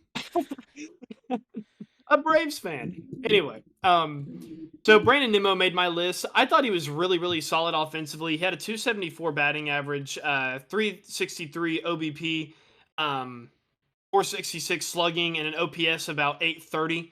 24 home runs, 68 RBI. Not that much, or not that much compared to really the rest of the people on my list. But the only thing that I had him in question with is James Outman's defensive ability and Brandon Nimmo's offensive ability, which one I valued the most there. And I ended up going with Brandon Nimmo just because his numbers offensively were really good, in my opinion. But I want to note that he is really not the best defensive center fielder in the Yeah. league. Yeah, I think that's fair to say. Um, my number 4 is actually TJ Friedel of the Cincinnati Reds. He had a amazing season. He only hit 18 home runs, but he's not a power guy. Didn't even hit in like a good part of the lineup, so he wasn't really creating a lot of RBIs. But he scored 73 runs, and he only played 138. But he stole 27 bases, which is amazing. He walked 8.5% of the time, which isn't fantastic, but when you pair that with a strikeout percentage of only 16.2%, and then you throw in his on base percentage of 352, slugging of 467, and batting average of 279, which is 31 percentage points above James Outman. He's got a 9.1 base running. Base running runs above average, and then you throw in a 4.4 F4, the same as James Outman. He plays a little worse defense, I think quite a bit better offense, just in a smaller sample size than James Outman. So, yeah, I really like TJ Friedel this season. He was great, and definitely an underrated part of Cincinnati Reds, playing pretty well for most of the season. That was a good pull there because I thought about him too. I have For my number 5. I have three, like 4 honorable mentions. I had to make a list of 5 people or a list of 6 people to decide 4 and 5. oh shit. Well, all right, we'll get into that afterwards. But my number 3, Cody Bellinger. Damn, what a season he had. 307 Yeah. batting average, slugging over 500, OBP at around 350, and an OPS over 880, which actually led all center fielders in OPS for Cody Bellinger. It was 881, I believe. And then you go to kind of more of the hard stats here. So your home runs, he had 26 of. Personally, I'd like to see more of, but he went through a big mechanical change season this year, and I feel like that's kind of where that comes from. 97 RBIs though, which is impressive, and still 20 stolen bases, which I thought was worth mentioning. But what really separates Cody Bellinger is not only all of those offensive stats, the OPS that leads all center fielders, he also was an above 4.0 F4 defender, which I feel like probably isn't talked about a lot with him. So yeah, all in all, he made my top 3. He was my third guy. Gotcha. So my third guy is actually Luis Robert Jr. Robert, whatever you want to call him. I think he was amazing this season, but when you put him up against the likes of Cody Bellinger, I just don't think he was quite the consistent player that I'd like to see, especially when it comes down to the center field position. I want a good base runner, a consistently on base kind of guy, and Luis Robert just simply doesn't get on base enough. He only walks 5% of the time. That's the lowest of my top 5. And he strikes out 28.9% of the time. That's the second highest of my top 5. His ISO, isolated power, fantastic. He is a amazing power hitter. 38 homers, 90 runs, 80 RBIs. He even had 20 stolen bases. and he plays a pretty solid defense in center field. He just simply doesn't get on base enough in my eyes. And when I look at the model of, what a center fielder, what center fielder I'm looking for in the MLB, obviously I'm going to compare these guys with the likes of Mike Trout. Obviously, Mike Trout missed way too much time this season and was not eligible to make this list. But I look for guys that go out there, they get on base, they hit for a good mixture of power and contact, they have a great glove in center field, and I simply just don't think I check all those boxes for Luis Robert. All right, well, I'm going to take Luis Robert at number 2. I've always said Robert, so I I'm going do to go too, and that sometimes I direction. just say Robert. Yeah, it just doesn't feel right. Feels like you should have, Yeah, I hesitate every I don't time I know. do it. But anyway, all of the negatives that you brought up were definitely fair points. He's a different center fielder, but Yes. here's what had him at number 2 for me. 38 home runs, which was 12 more than Bellinger. 80 RBI, which was less, but when you play on the White Sox, it's kind of hard to, score your teammates in when you don't have any. 20 stolen bases, which I still thought was solid for a player like him. 264 batting average, a 542 slugging, and an 857 OPS. But what separates him from me, and I've said this about a couple guys, but just the amount of home runs, 38 home runs. So he's obviously producing a lot offensively for this team, even though he's really the only one trying, playing, whatever you want to call it. But that 4.6 F war from him is incredible. He was the second highest F war on my team. And I just thought, comparing those offensive stats with his F war at 4.6 was enough for me to put him above Bellinger at number 2. Got it. So you keep saying F war. That would be Fangraphs WAR, correct? Yes. Why are we getting different numbers for their WAR? Are we? I've got Luis Robert at a 5.0 F4. Oh. I don't know. I'll have to check my sources Don't after worry about it. after we. It's all Well, good. anyway, high F4. Yeah. Yeah. So my number 2 is Cody Bellinger. To me, when you consider that Cody played 15 less games and recorded more runs, 17 more RBIs, same amount of stolen bases, walked more, struck out half as much as Luis Robert, got on base 356. That's the best of my top 5. Had the second best slugging of my top 5 at 525, and significantly the best batting average at 307. You factor in that he was a plus base runner, not the best glove, but he also has the disadvantage of commonly playing first base. He had 84 starts in center field, the rest of his starts at first base this season. I think that hurts him when you just don't have a full sample size in center field. But overall, he kind of just did his thing, and I think he was phenomenal. So yeah, I went ahead and just put Cody Bellinger at 2.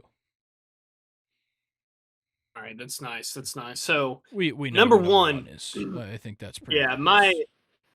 my best center fielder of the league was Julio Rodriguez, Mr. J Rod himself. 275 batting average, a really high OBP at 333. OPS at 818. Personally, I would like to see that a little bit higher. I don't know why Cody Bellinger, out of all players, should be getting you there, but that's just me. 32 home runs though, 103 RBI, 37 stolen bases, 71 extra base hits, and then I have him at a 5.9 F Okay, WAR, me which too. led all center fielders Yeah, in me as well. 2023. So Yeah, yeah, I mean, he plays what by else is far. there more to say? Yeah, he plays by far the best offense. If you look at Fangraphs' offensive rating, he was a 29.4. If you look at defense, he was kind of middle of the pack there at a 5.1.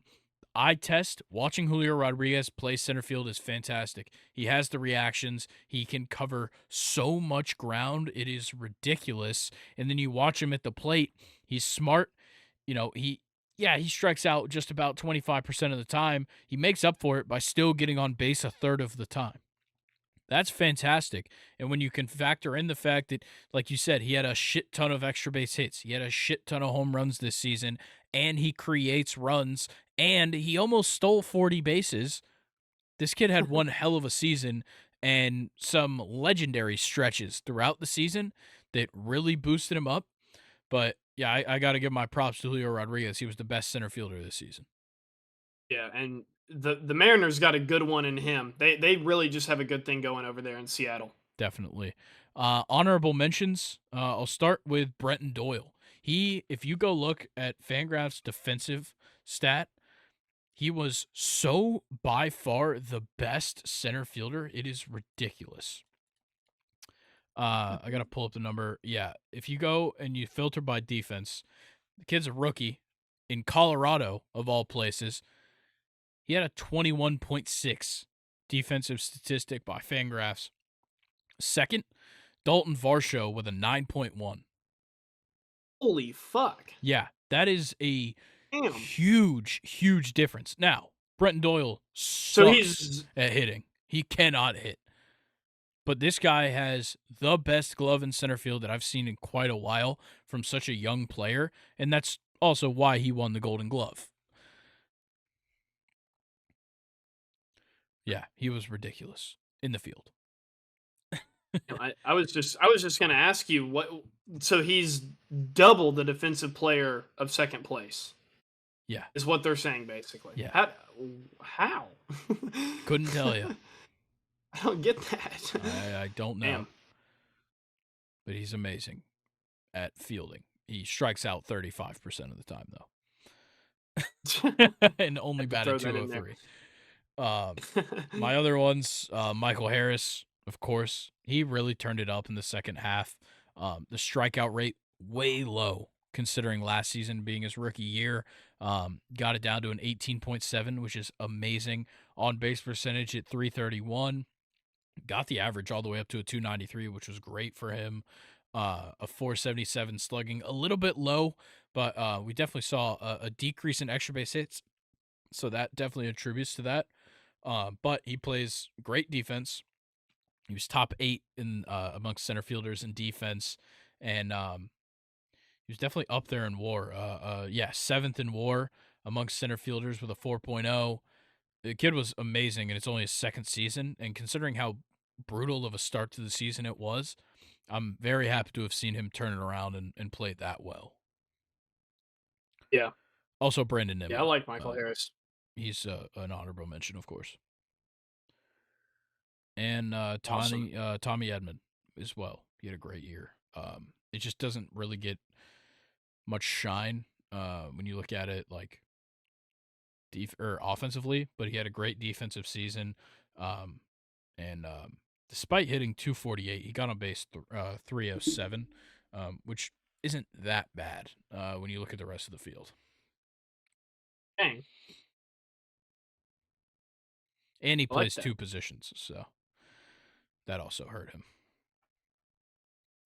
It's fair. Yeah, that's my guys. Any honorable mentions for yourself?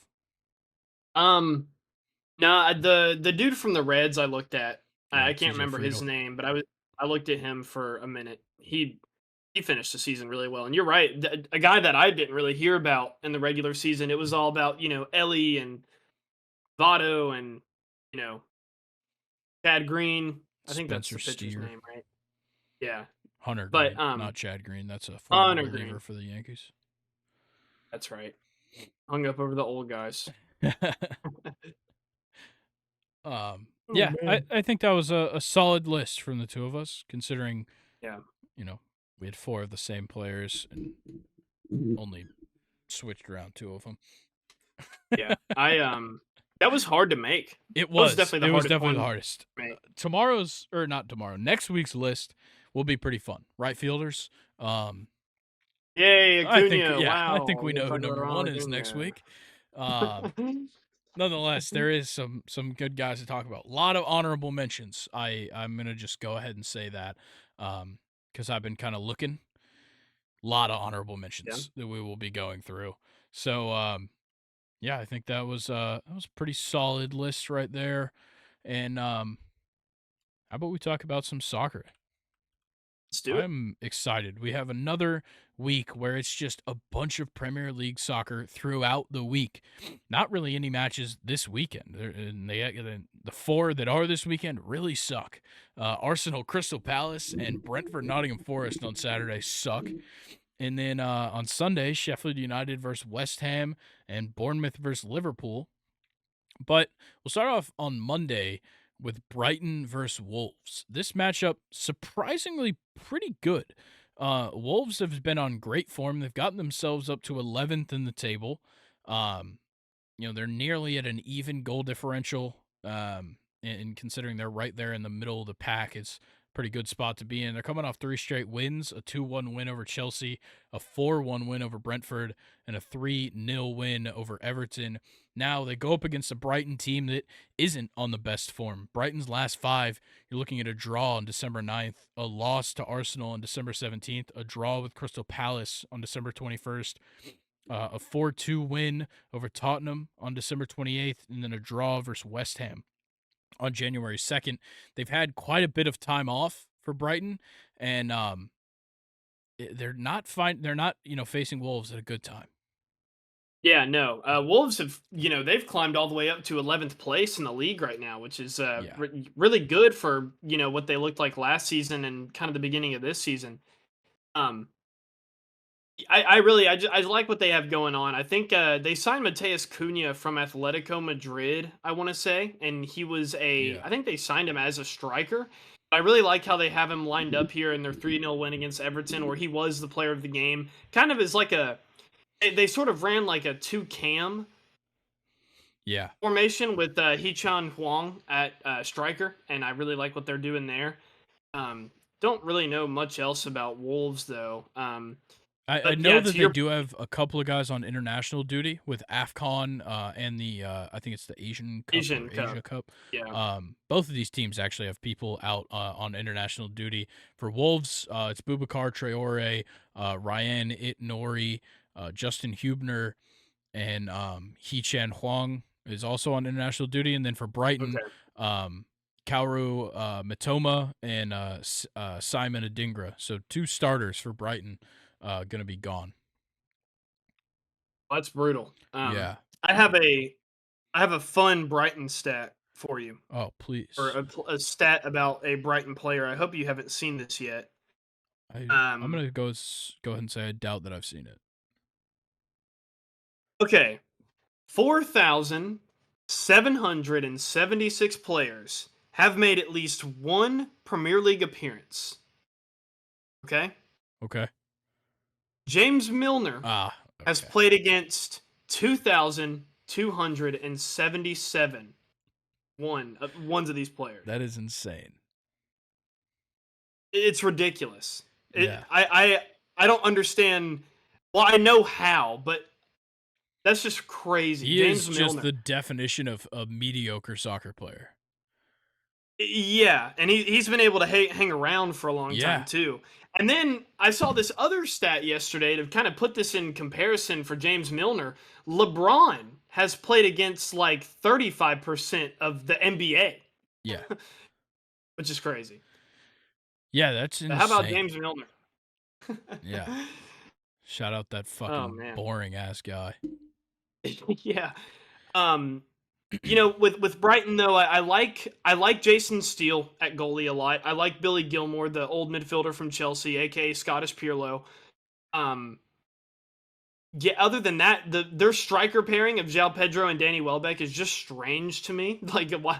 Yeah. I wouldn't expect to I see those think guys in the same room. I'd probably more expect to see Evan Ferguson up front in this Brighton squad with Yao Pedro as well. The way Yeah. they lined up against Stoke in the FA Cup, I think this was last week or the week before last. Not quite their like starting team, but they won 4-2 against Stoke, and Evan Ferguson started up front with Yao Pedro kind of playing a left attacking mid, kind of like a left forward. Um, in a they call it a 3-4-2-1, and it kind of plays like a 3-4-2-1, but it kind of plays like a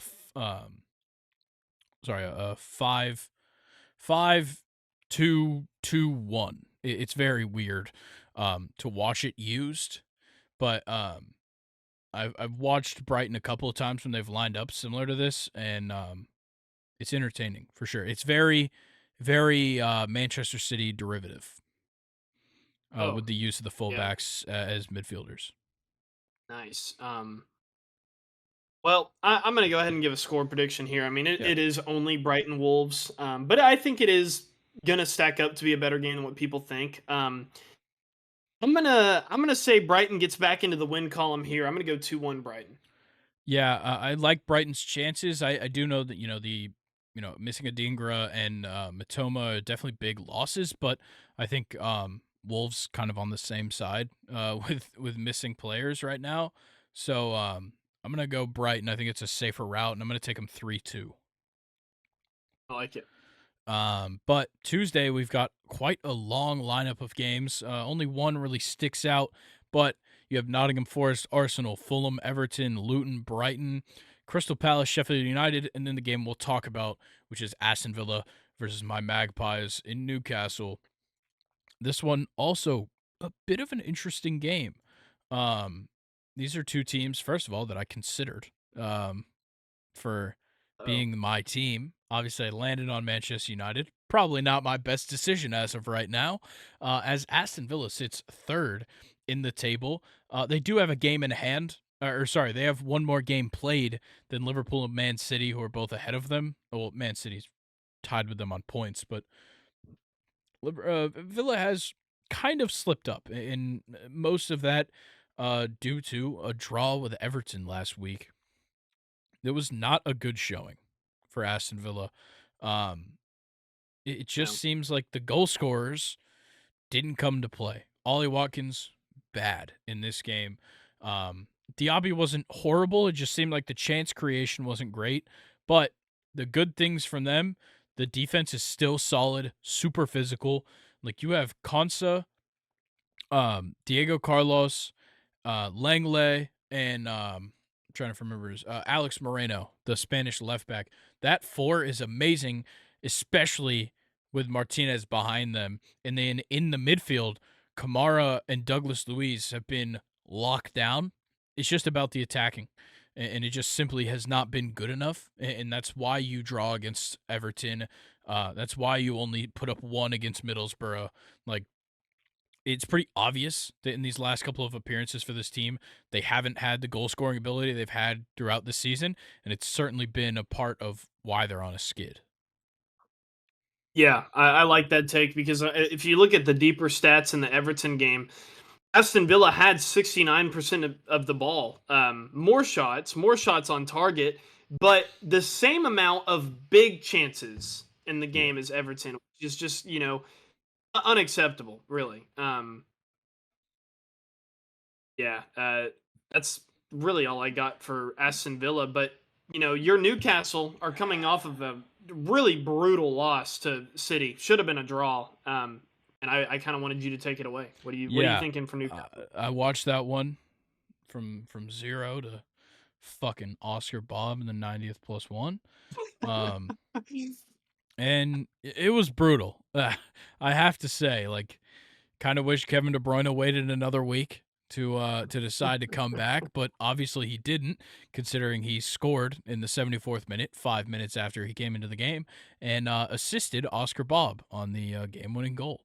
A fucking Oscar Bob, Yeah, dude. dude, fuck Oscar Bob, that piece of shit. And like, it's just you know it's Man City. I went into the game thinking we would lose. The fact that we went up 2-1 and carried that all the way to the 74th minute was great. Like we looked good in the whole first half. Like the goal from Isaac, who's we've been waiting on to show some attacking prowess. And of course, AG, the golden boy at the moment for Newcastle. He simply cannot do wrong at the moment. He scored a goal in that game. But it just feels like it's the same guys over and over again now that are making the mistakes. Fabian Schär is pushing too far up the field sometimes, and it's causing issues. Lewis Miley, for his age, I have to give him his props. He is 17 years old. He played okay against Manchester City. He's played and just kind of held his own this whole season in that role that he did not expect to be in at all this season. But he's done it, and I have to give him props for that. Kieran Trippier has made a turn for the better. Dan Burn contributes when he can, but he is way too fucking slow to be playing left back in the Premier League. These wingers beat him every single fucking time. The amount of times I saw Phil Foden dribble right past Dan Burn, and he just looked so fucking disoriented, killed me. Like, it was ridiculous. And, like, I love that Sean Longstaff likes to play box to box, but he just simply doesn't have the fitness to go 90 minutes. And he stayed in this game for 90 minutes because we don't have the depth to do anything. I sent you a text during this game saying, like, if we were to make a substitution, the team would be worse. No matter who we took off the field at that time, the team would be worse because there is nobody on this bench that is better than a guy on this lineup that has played 80 minutes already. There's literally no one. They brought in fucking Lewis Hall as our only substitution in a 3-2 match that had, I believe, like 6 minutes of injury time at the half and 6 minutes of injury time at full. How? How do you make one substitution throughout that entire process? Fucking Man City had to sub off their keeper in the 8th minute.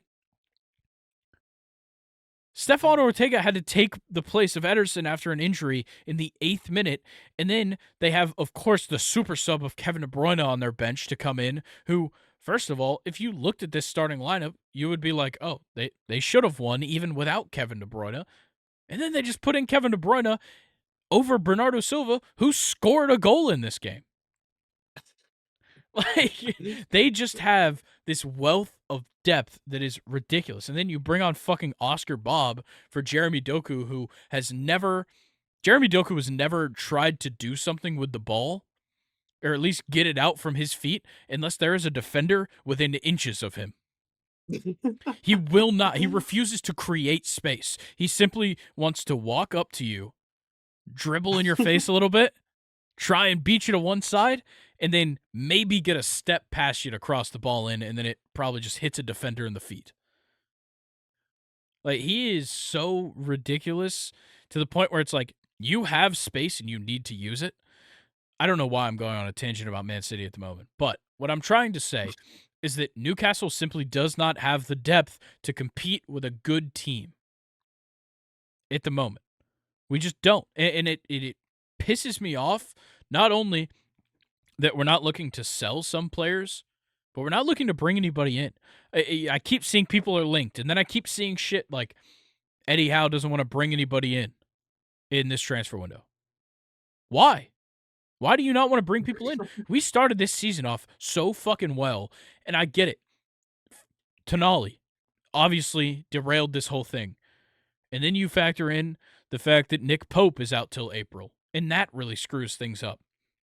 But, like, we can't just keep complaining about shit. Jacob Murphy had a great start to the season. Harvey Barnes had a great start to the season. We're not going to see either of them for at least a couple more weeks, and we haven't seen them since November. So I think it's a matter of you have to get over yourself and do what's best for this team. I know we shouldn't be spending more money because of financial fair play. We might even have to sell players because of it. But I'll tell you what, I am 100% fine with selling on either Alexander Isaac just to make some money back off of it. I'm totally fine with selling him. I'm totally fine with selling off Jamal Lascelles. I don't need them on this team if they're not going to do anything. And if it's going to help us in the long run to get rid of them now, do it. Because there's a whole second half of the season to be played. There's still, 18 matches for this team to play? Or, 16, 18. I can't remember how many games are in this season. Whatever. I think it's 38. I don't know. But we need to make changes, and they are just simply refusing to. Even if it's short-term loan deals for the rest of the season just to add some depth to this team, anything helps, because the last thing I need is fucking Lewis Hall getting subbed in and Matt Ritchie getting subbed in and Emil Kraft's getting subbed in. They just simply don't make an impact every single time they're on the field. It does not make sense to me. Dang, that was I a good rest one. my case. That's one of my favorite ones. That was very good. Um, yeah, and I mean, to your point, they're really, Newcastle has a lot of no-name subs on their team, Yeah. while Manchester City has Calvin Phillips, Jack Grealish, Yeah. and Calvin this is Phillips just won't even in touch the field. no, and he's a player that honestly y'all could probably use at depth at midfield or maybe Yeah, even in well, a starting role. Who we'll talk knows? about it. Um, Transfer news. transfer news, but yeah, what a game for Kevin De Bruyne to come back, and it's now officially over. Yeah. Yep. Yeah, They'll I catch Liverpool assume in no they'll. time. Yeah, I assume that they'll probably start Kevin De Bruyne against Aston Villa. I think it's probably time for him to be unleashed. Um, and I'm gonna go ahead and give my score prediction. I think it'll be 3-1 City. City is not playing in this game. Oh Um, wait, is it's it not? Oh, Newcastle and it's Aston Villa. Newcastle and Villa. Yeah. Okay, sorry. Now that changes things because now it's been tough for Newcastle. I think it's 1-0 Aston Villa. I'm gonna go 1-1. All right. I appreciate that. Yeah, yeah. I think it'll be a 1-1 draw. All right. Well, then we'll get into Wednesday. There's some games as well. You've got Man City, Burnley, Spurs, Brentford, and then the game that will round out our coverage here, Liverpool, Chelsea. Luke, obviously Chelsea needs something to turn around for them. They're only 2 points ahead of Newcastle at the moment in the table. And you're coming off of 3 straight victories in the Prem, a 2-1 over Crystal Palace, a 3-2 over Luton, and a 1-0 over Fulham. All, of course, bottom of half of the table teams. But if there's a good time to catch Liverpool, it'd be now, considering they have to play a game this weekend on Sunday against Bournemouth. You might catch them kind of a little bit tired going into Wednesday's match. Yeah. Yeah. I don't really know how to feel about this one. I have it broken down. Chelsea's fullbacks have not been able to stay healthy, and in my opinion, Ben Chilwell and Reece James are probably, I would say, the two best players on this team on paper. Yeah, and they can't stay I on the would go field. that far.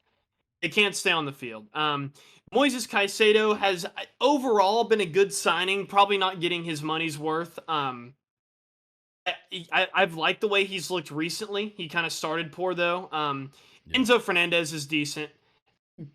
Conor Gallagher, we both know how I feel about him and how you feel about him as well. Raheem Sterling's having an okay season this year with Chelsea. I like how he started Armando Broja last game against Fulham. He, didn't score, but Chelsea strikers don't score. Cole Palmer scores, is what Cole Chelsea Palmer's does. the GOAT. And yeah, Cole Palmer has by far been our best player all season. And to be honest, I don't really mind starting Petrovic over. Oh my God, I can't think of Sanchez. Yeah. Yes, I don't mind starting Petrovic over Sanchez. I like Petrovic a lot. And we're going up against a Fulham team that has Nope. gotten. Liverpool. No, sorry, Liverpool. Sorry, that's. I was looking at who Liverpool played in their Yeah. last game. Yeah. Liverpool were a completely different team when Chelsea first played them this season. I think it was a 0-0 draw, the first game. I think it was first game of the season for Chelsea and Liverpool. And since then, they've picked up Endo and Ryan Gravenberg. They're holding midfielders that they need, and they've really kind of settled into whatever they're doing over there. It's just been working very, very well. Yeah, I don't know how I feel about this game, man. I don't think Chelsea not having any production from strikers as far as getting goals is Yeah. very alarming when you play against very good teams. Chelsea's defense has been solid since last year, but we are not a team that if Liverpool get going and they score maybe 2 goals, we're not a team that's going to be able to crawl back into the game. Cole Palmer can't do it all. He's not even Yeah. supposed to be the guy that does it all. So, yeah, it's January 18th. We're almost halfway through the month. I'm just waiting on Mbappe. So, Yeah. I think, well, I'll let you give your breakdown, but I do have a score prediction. Yeah. Well, what I just realized is that these matches, the last two matches we just talked about, aren't being played until like 2 weeks from now. We're gonna keep talking about them, Yeah. but yeah, I just realized that. Um, Nonetheless, the next game's on the schedule for some of these teams, so we'll keep talking about it. But Chelsea does have Nicholas Jackson out on international duty, which might be more of a blessing than a curse. And then Robert Sanchez is out at the moment with a knee injury, so it will be Petrovic in goal. Um, you guys have sent a couple guys on loan as of right now. I don't think it's any like starters to be worried about. And then for Liverpool's side, you might get a little lucky here. Wataru Endo and Mohamed Salah on international duty. Trent Alexander-Arnold is going to be out for the next couple of weeks. Thiago Alcantara is going to be out for a few more days. Probably makes it back for this game. Not too sure, obviously, because now that I've realized it's fucking 2 weeks away, just about. And then Matip's out for the season. Szoboszlai is doubtful. And Andrew Robertson's out until February. This is going to be a weak Liverpool team, obviously for like the next week, but also going into this match. It's going to be a tough matchup. Yeah. I think for Chelsea, 1-1 draw seems the most realistic thing that I could come up with. So yeah, Chelsea 1, Liverpool 1. Yeah, I think we're going to see a dominant performance by Liverpool, and Chelsea's going to win 1-0. Yeah, look, Mohamed Salah is the only guy that can actually finish on this team. Darwin Núñez can take as many shots as he wants. He's going to hit the post 90% of the time. So good point. Yeah, I think Chelsea has a chance to win, but 2 weeks will change things. The transfer window closes on that day, so there's no telling what these teams will look like. Yeah. At that point, yeah, that was a bit of a lapse in me paying attention to anything. I didn't realize there was only games Saturday through Monday until January 30th. So, shit, that's tough. That's so weird. Well, I guess that tells you there's no Premier League to talk about next week. There's no games next weekend. Nonetheless, let's talk about a couple of Premier League news things before I get into the transfer news.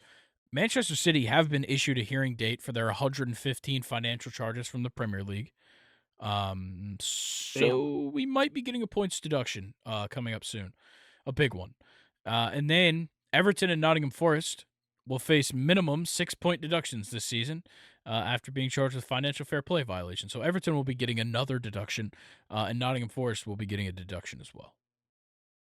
Why has this become such a meta thing this season? Because they keep fucking changing the rules. Every single year over year, they keep changing what the financial fair play rules are, and it keeps fucking teams over that make mid-season moves, essentially. Well, this season has been ridiculous with point deductions for teams, especially in the Prem. Yeah, and there's also a risk of Manchester United getting one. There's a risk of Newcastle getting one. I believe a few more teams as well are at risk. It's insane. Wow. Because this doesn't happen anywhere else. No. And the Prem still has the best players. They still spend the most money. Yeah, it makes no sense. I just wanted to update on those. And then, look, I have a lot of transfer news to go to. I told Luke, and I didn't really give him the specifics. Got about 4.5 pages of transfer news. So, do you want me to go through the little that I have first? Yeah, go ahead, and that'll help me cut out some ones that I've got. Okay. Well, actually, now that I look, I only have one. Okay. What were you about to say though before? Oh no, you're good. I was just gonna say that I'm gonna just kind of roll, and either I'll stop for some discussion. You can stop me if you want to talk about a move, but otherwise, I just kind of want to run through it. I didn't realize how much I had until I got done with it. Okay, well, I'm going to run through some free agent players that I think they're still free agents. This is from January 1st, this post, so there could be some guys. Yeah, I'll let you know. I've been paying pretty close attention. Yeah. There's some good guys in here. Honestly, guys that I wouldn't mind if Chelsea looked into. But your first one is obviously David De Gea, Yep, still still on there. unsigned. Jesse Lingard is a free agent at 31 Yeah, years old. he'll. So I've got a quite a feature on him at the end of this segment. okay. Douglas Costa, the Brazilian winger, Yeah, is a 33-year-old free agent. Phil Jones is a free agent. gotcha. I'm sure Manchester United will pick him up Shakradun, at some point. yeah, probably. Shakradun Mustafi, the center back, the German Oh center yeah, back, is a free agent right now. I really like this guy. I would not mind it if Chelsea picked him up just as like a little depth thing. Arturo Vidal, at really? 36 years old is a free agent. Yes. Same with Luis Gustavo, same age by the way, both of those guys.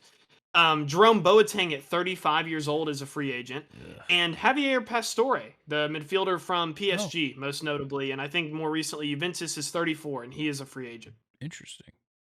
And then my transfer news that I have here that was actually I think debunked this day, or maybe it was yesterday, but Karim Benzema for a second was linked with Arsenal Yeah, and Chelsea. I've got a bit of a And section here. okay, do you want me to keep going, or you want me to leave it No, for no, you? go ahead. Okay, well, basically, it was being talked about that maybe Arsenal should sign him. Gabriel Jesus only has 3 goals in the Prem. Gabriel Martinelli has 2, and Saka has 6. Um, on top of that, Benzema's time in Saudi Arabia, as you and I have covered, and as we both know, has been pretty like meaningless. Yeah, it's I would been say to weird. his career, it's been not only weird, but he isn't playing as good as he probably should be over there. Yeah, and the problem is that like their season ended at a weird time. So like right now they're in preseason, um, which is odd. Um, Okay. so I've been seeing all these conflicting reports about Karim Benzema. It's really pissing me off at this point. Um, but it's like so at some point I see something that's like he's not leaving. Um, Al Ittihad wants him to stay and he won't leave. And then I'm seeing like he is leaving. He's linked to Chelsea, Arsenal. Fuck, I've heard Newcastle. I've heard um I've heard so much shit about the possible landing spots. I've heard Chelsea going after Alexander Mitrovic. So many rumors Wow. from out there. But then I'm also hearing stuff about Karim Benzema's choosing not to be at preseason training. And then I also got something saying that Karim Benzema's representation said that he's stuck in I can't remember how to say it. I think it's Mauritius. It's like an island beach destination in Okay. Europe. Um, and then I'm seeing he's going to take a loan move, and then I'm seeing he wants a permanent move. Like it literally doesn't stop with these fucking reports, and none of them line up. Yeah. It is Exactly. ridiculous. Um, Um, Personally, though, if Benzema was going to leave, I would I would actually take him over Osimhen over the fact that Benzema is more of a sure option of how he can play no yeah, matter where he's at than Osimhen, because Chelsea have had this thing where we sign young players on the up striker for a lot of money, and they just don't pan out at Chelsea. Timo Werner and Morata being the most two notable yeah, younger guys that we've signed.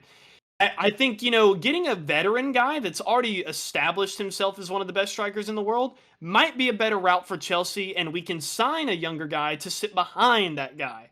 It, to me, that is easily the perfect way to do it, but, I guess I am a rocket scientist, and none of the guys at Chelsea are when it fair comes to enough. how to handle strikers. So, Yeah. All right. Well, let's just get it started with the striker to talk about. PSG have offered Mbappe a new contract worth 86 million per year. I believe mm, that'd be in euros. And they've done this and also requested a decision on his future quickly so that they can avoid another issue like the last 2 years where it's like, is he going to Real Madrid? Is he not? Does he want to be at PSG? Is he going to leave on a free transfer? They don't want to deal with that again, or at least you know they want to know what's going to happen, essentially. But at Real Madrid at the moment, you're getting stuff saying that Mbappe's already agreed to terms on a contract. Then I'm also seeing that some of the senior figures at Real Madrid believe that the club should target Victor Osimhen over Kylian Mbappe. That's insane. Like, and I don't know, maybe. I I don't know. Yeah, like I have no clue. And then you've also got some people at Real Madrid that are beginning talks with Erling Haaland's people with the goal of just creating a link between the two, with the view being that there's a future transfer and it doesn't involve his 200 million euro release clause. So now you've got people in fucking at Real Madrid. There's people talking to Mbappe, there's people talking to Victor Osimhen, and there's people talking to Erling Haaland, all at the same time. And there's also a chance they get none of them. Yeah, A good chance they get none of them. I think so too. It's very interesting what's going on there. Not quite as interesting as what's going on at Barcelona, but I have a whole section for that at the end.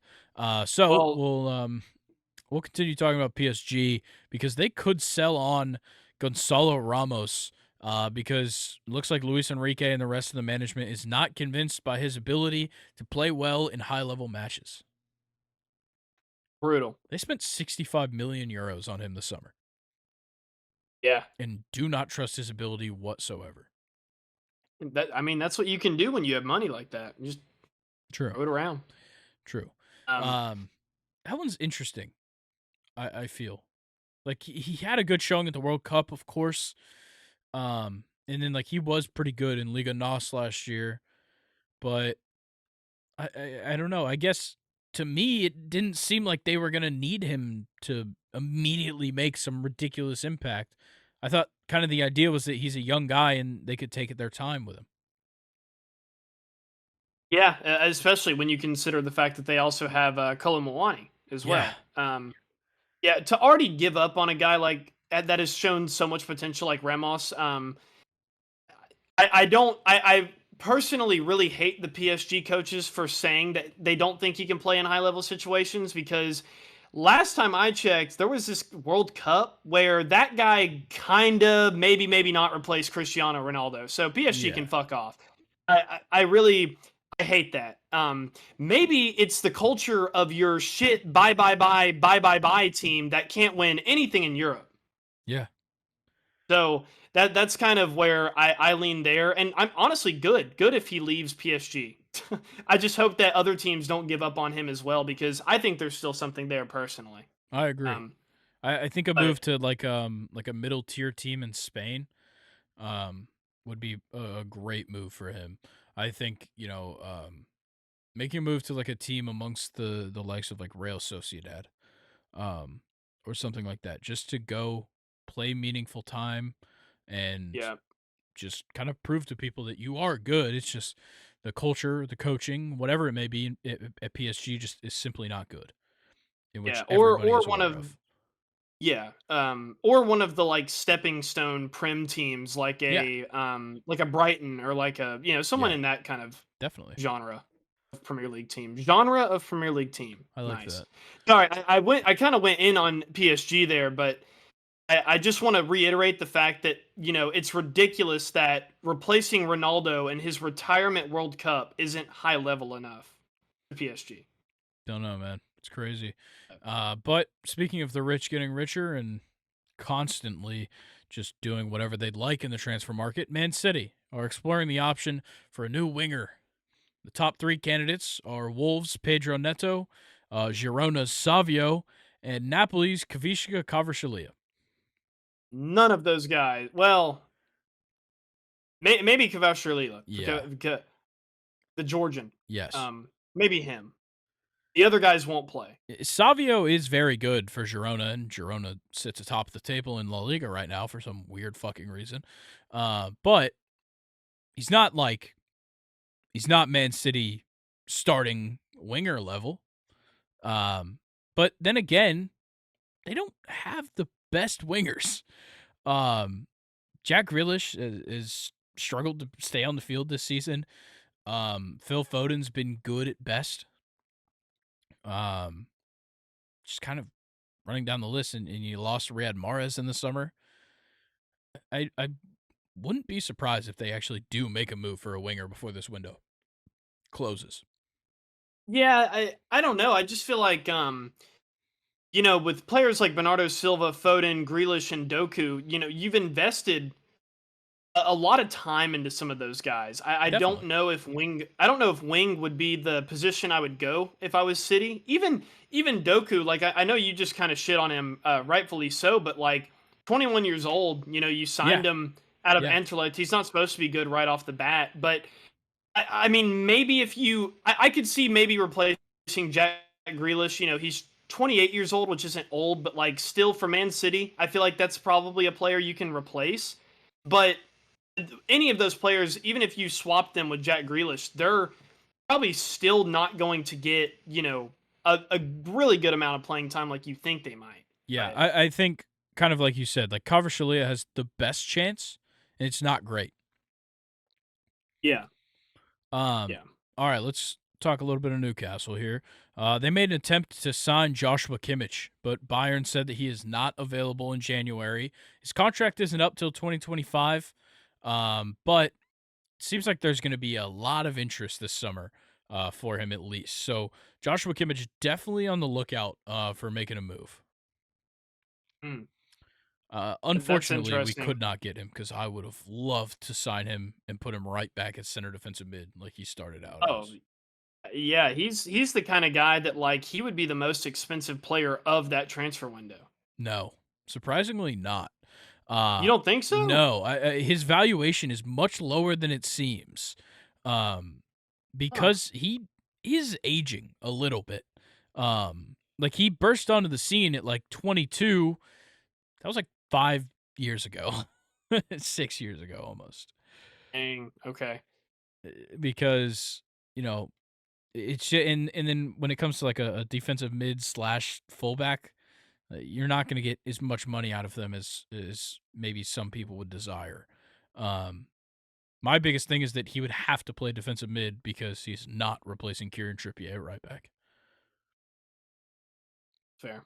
Nonetheless, Newcastle also have showed some interest. Actually, I think they made an offer for Paulo Dybala from Roma, and he Mm. only has a 11 million euro or sorry 11 million pound release clause for clubs outside of Serie A. So it would not be hard to get him. Yeah, no, not at all. He was a player that, when Juventus kind of started falling apart a little bit, he was kind of caught in the middle of that. And Yeah, then Jose Mourinho at Roma just completely like just revolutionized him. turn the lights back on. Yeah, Yeah, turn the lights back on for Paulo Dybala. So yeah, that'd be a more sick signing than what people think it would be if I do. Newcastle I got their think so hands too, on and I him. think Dybala has. He's certainly done his time in Serie A. I think it's time that he sees something else. Yeah, it's fair. Big time. Um, Lille's center back Thiago Jallo is heading to Juventus on a permanent deal. He's a fantastic defender. I believe he's Portuguese. Um, so that's a good move. Real Madrid. I think we kind of talked about this last week. Real Madrid are working on recruiting Alfonso Davies to join in the summer. Yep. I think we did touch on that last week. Aston Villa are interested in a move for Emil Smith Rowe from Arsenal. I don't hate that one. Oh, He's really struggling for minutes, but he's been fantastic for was it the I think it was the under 21s for England. He was yeah. amazing for them, and Yeah. you just simply can't get on the field right now at Arsenal. Yeah. It's tough over there. Yeah, I think he does need to make a move, and I think Aston Villa wouldn't be a bad spot to be. No, definitely not. Sergio Reguilon has completed his loan move to Brentford from Spurs. That one's just kind of insignificant, but it is happening. Atletico Madrid, it's close to a deal for Moises Kean on loan from Juventus. That one's Oh, interesting. yeah, I like that striker a lot. I think he's kind of going to be like a Martin Odegaard, where Odegaard was really, really popular as a teenager at Yeah. Real Madrid, and then kind of fell off, and then he came back, and that's kind of what it looks like. Moise Keane is his trajectory is going with. So I really like that striker though. He's phenomenal. Yeah, he's 23 years old right now. Um, and Yeah, I kind of agree. Like he started his like professional time at Juventus in 2016, which Yeah. is crazy. And like he spent some time at Everton, um, spent some time at PSG, and then got shipped back to Juventus in 2021. Um, it just seems like he hasn't really broken out. And I think that's kind of what we're waiting on. So I think a move to Atletico Madrid wouldn't be too bad, considering he would be sitting behind Antoine Griezmann. Yeah. Exactly. But my next is literally any team you could think of is interested in a loan deal for Calvin Phillips. Uh, this is the weirdest list of teams I'm about to read off: West Ham, Newcastle, Bayern Munich, Barcelona, and Atletico Madrid. Dang. What an odd group. Well, he can probably rule out a couple of those teams. Yeah, Barcelona, maybe I not the mean, best place to be going right now if you want money. yeah, yeah. I Dang, yeah, wouldn't I that is like wouldn't a totally weird. rule out Atletico Madrid. No? I wouldn't. In What about Newcastle, Newcastle? maybe. Because apparently Man City's trying to make you pay $20 million in a loan fee, Hmm. which is ridiculous for Calvin Yeah, Phillips, who that's a has lot of not money. been on the field. Yeah. I mean, for all we know, he could have forgotten how to play soccer. Exactly. Yeah. For all we know, he can't even stand. Yeah. They could be placing him on the bench every day. Yeah. Nonetheless, Chelsea got a couple of Chelsea updates for you. They're once again showing interest in Southampton's Kyle Walker-Peters. Um, Hmm. So he's kind of been subjected to the championship this season because Southampton had such a high asking price for him. But Chelsea once again showing some interest, probably because, like we talked about earlier, they can't keep any fullbacks healthy. Yeah. Yeah. I actually haven't heard that rumor before. Oh, really? I think they showed No, some it would. interest last summer, and then it immediately got shut down because Southampton asked for some ridiculous number. Oh, damn. And we're not Um, Liverpool. oh, here it is. Chelsea have made offers for Karim Benzema, Roberto Firmino, and Alexander Mitrovic. Um, Obviously the Benzema one probably not happening, and I've heard that the Firmino one has been shut down as well. Apparently he's not making a move from Al Ali, but Alexander Mitrovic is an option. He's a proven goal scorer in the Premier League. Yeah, that's a good point. I don't really know how I feel about him, but maybe it's just somebody that's older in that striker room would help out even. Yeah, Um, yeah, if I wanted to get like a Mitrovic type player, I would want Giroud back. That guy is fucking true. awesome. That is true. But nah, we need to go big on striker. Yeah. Well, you might get some money for it because Chelsea want £50 million for Armando Broja. That is Damn, ridiculous. that's a lot of money. I was seeing like when they were first talking about signing a striker and they were talking about selling Broha, a lot of people were projecting him at about 35. Yeah, I think 35 is probably more fitting. 50 is a lot for a guy that doesn't have much experience, um, and simply like when he has played, hasn't made a huge impact. yeah, and he's also spent. I think he's had a couple significant injuries in his time too Yeah, playing. Um, yeah, that's 50 million. We might not sell him that's crazy. Yeah, for 50 yeah. million. Uh, Speaking of high demands, though, Barcelona are demanding €80 million for Ronald Araujo, as Manchester United and Bayern are both fighting for the center back. I like that. Yeah, That's a very fair fee for him. He's I solid, agree. really But solid. this has caused some issues for Bayern, as Matthijs de Ligt is unhappy at Bayern because of this strong interest in Ronald Araujo. And also, de Ligt doesn't have the best relationship with Thomas Tuchel. So Eric Ten Hag has gotten pretty interested in reuniting with de Ligt, as he does with all the rest of his fucking players. Um, so I guess if they just let Bayern get Araujo, then maybe Manchester United has a chance of getting de Ligt. I actually love that move. I do Delit too. is a very, very solid defender, and I would love to see him in the Premier League Yeah, so I can actually watch him. it would be He's nice. still The two, super young too. yeah, and the two best Dutch center backs in the Premier League. Yeah, That would be cool. it would be awesome. And the third, Sven Botman.